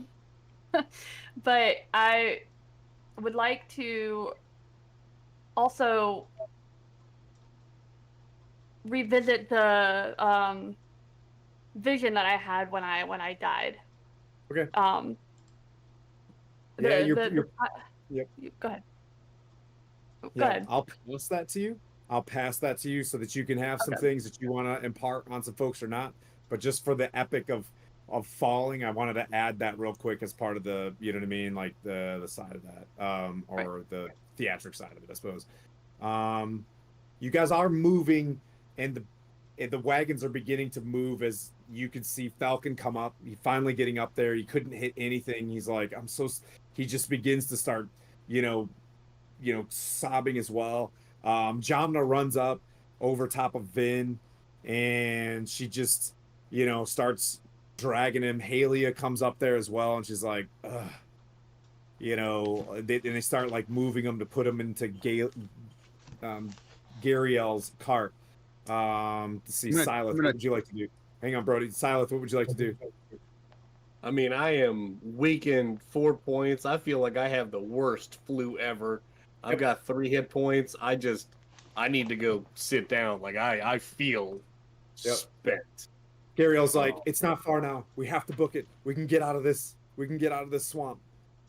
Ignatius, you're seeing a lot of panic in the front as you're back about 30 feet in the bushes or whatever. You're seeing, folks kind of seeing partners that you were with, kind of pass away, them dragging bodies back.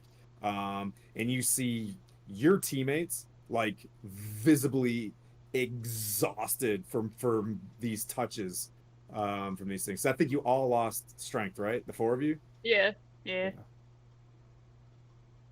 I just Ignatius,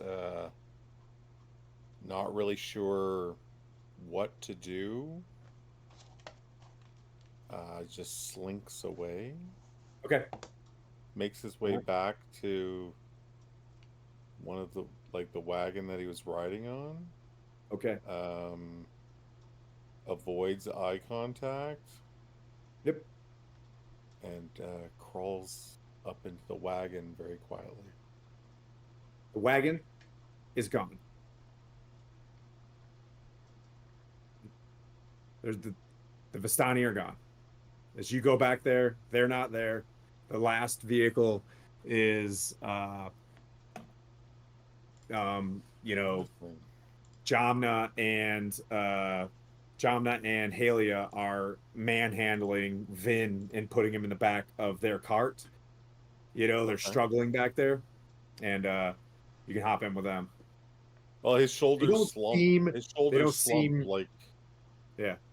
I feel like this is my lot in life here, and then I'll just bring up the rear of the caravan, Okay. like the train.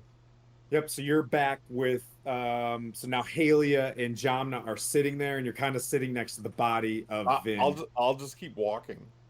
Okay, you're If gonna walk behind them. if the Okay. Vistani aren't there, I'll just sort of walk behind. Okay. Brody. I'm gonna take Pete's horse and I'm gonna tie it to Okay. her wagon and then I'm gonna mount up and I'm gonna ride ahead a few paces and just start getting ready to lead the wagon train. Okay, this is a bit the closer. So I'm gonna take a little bit of, this is agency time. You guys move out.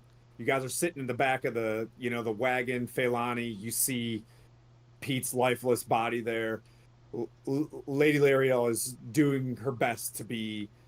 Falcon's actually sitting, in the cart as Lady Gariel is just hunched over. Keyword and Rondon Jaskins are talking back and forth in a flutter about what's going on. You guys kind of move forward. Silith, you jumped back in with Lady Gariel, or are you going back? Yeah, I would be with John? Lady Garrett. Yeah, so you guys, you may hold her hand or whatever, you know what I mean? Like depart in prayers. There's a lot of shock. You guys move out of the swamp no less than 30 minutes later. The wagons circle up. Everybody falls out into try to rest because you guys are exhausted. Matter of fact, the four of you, even Brody, you're like starting to fall asleep and you're just fighting it to get to be the signal for everybody to follow. You're the front taillights, you know what I mean? And everybody's kind of following you. You swing around, everybody plops down for a rest. As you can see in the far distance, lights of Leylon in front of you. Feilani, you're in the back. You're looking at Pete's lifeless body. As you look up and you see right before you, reaching out, as you have one hit point left, you see a visage of Pete reaching towards Lady Gariel. And as Vin, you see a visage of Vin floating above Jamna to begin to touch them. Oh my god. And that's where we'll pick up next time. Damn it, Tim. Oh, okay. I've got so many questions. So many questions. And how to get more than one hit point real fast. Hey, I only need 4 hours, sir. Yeah. Well, yeah. So dudes, thank you so much. I think we have 4 raids. Heroes of Evermore's out there. Everybody, those were shadows. They're like a 1/4 CR, and there was only 2 at a time. I think I was bringing out, but yeah, that's fun. That was fun. So basically, what you're gonna learn is if you reach 0 hit points on one of these things, dead, and 1d4 hours later, you return as a shadow. These things suck. That's super awesome. Only with shadows? Or everything? Well, we're about to keep cracking more monster manual here real soon. As you are in the super creepy, you're in super creepy, awesome winter, and it's super nice. Yeah. So thank you guys so much for hanging out. Skylar, thanks for running the background of this thing. Switching to the battle map's awesome. Really appreciate that. Thanks for all the raids that were out there. You'll see Coco and Chad and I Saturday getting after it, and then Sunday we reassemble for Salt Marsh. So we got a lot of good Dungeons and Dragons going on. Skylar, you want to say goodbye to anybody? We'll go around the room. We'll go Skylar, Feilani, Silith, Ignatius, then Brody. Yes. See ya. Thanks for all the raids. Thanks for everything, and we'll see you guys on Sunday. Chad, you got anything? I'll see you Saturday, and yeah, thanks for running. This was fun. We got our first kill and our first kill tonight. Nice. Somebody's got to do it first. Yeah. Try to think. I'm searching for raids. We don't have anybody that's on our stream team. Nope. Jeremy, you got anything coming up? Castles and Crusades. We didn't even bring that up. Do you want to do a quick update on Castles and Crusades? Starting in June, we'll be running Castles and Crusades right here on Stronghold every second Thursday. It's part of the Summer of Siege event that Troll Lord Games is hosting, and we were fortunate enough to get in on it. And yeah, we're gonna be. I'll be your castle keeper, as they call it in that system, and we'll be playing some Castles and Crusades. If you like, it sort of has an old school D&D feel. It's not quite as rule robust as 5th edition, but fun. I think we're gonna have a good time. I like butt fun. Brent, what you got coming? I got nothing big in the wings in the next couple of weeks, so I am just gonna see you all in 2 weeks here. Alrighty. Let's see. Who do we I see Star up, but it looks like she's got 1 stars up. And she plays with us on Starfall? Starfall? We can go there. Okay. Yep. Yeah, Okay. it's right into her. Everybody, she plays on Lord Gazumba with us well. It keeps it all in the family. Weehaw, weehaw, weehaw. Yeah. And then, yeah, so enjoy, see what she's got going on in there, and pester her. Hopefully she's still on by the time we get in there. Is it? Oh, no, yeah, she's on. Yep. Cool. So, Yeah, she's on. let's see everybody Have a Sunday. good night, everybody. Bye. Thanks.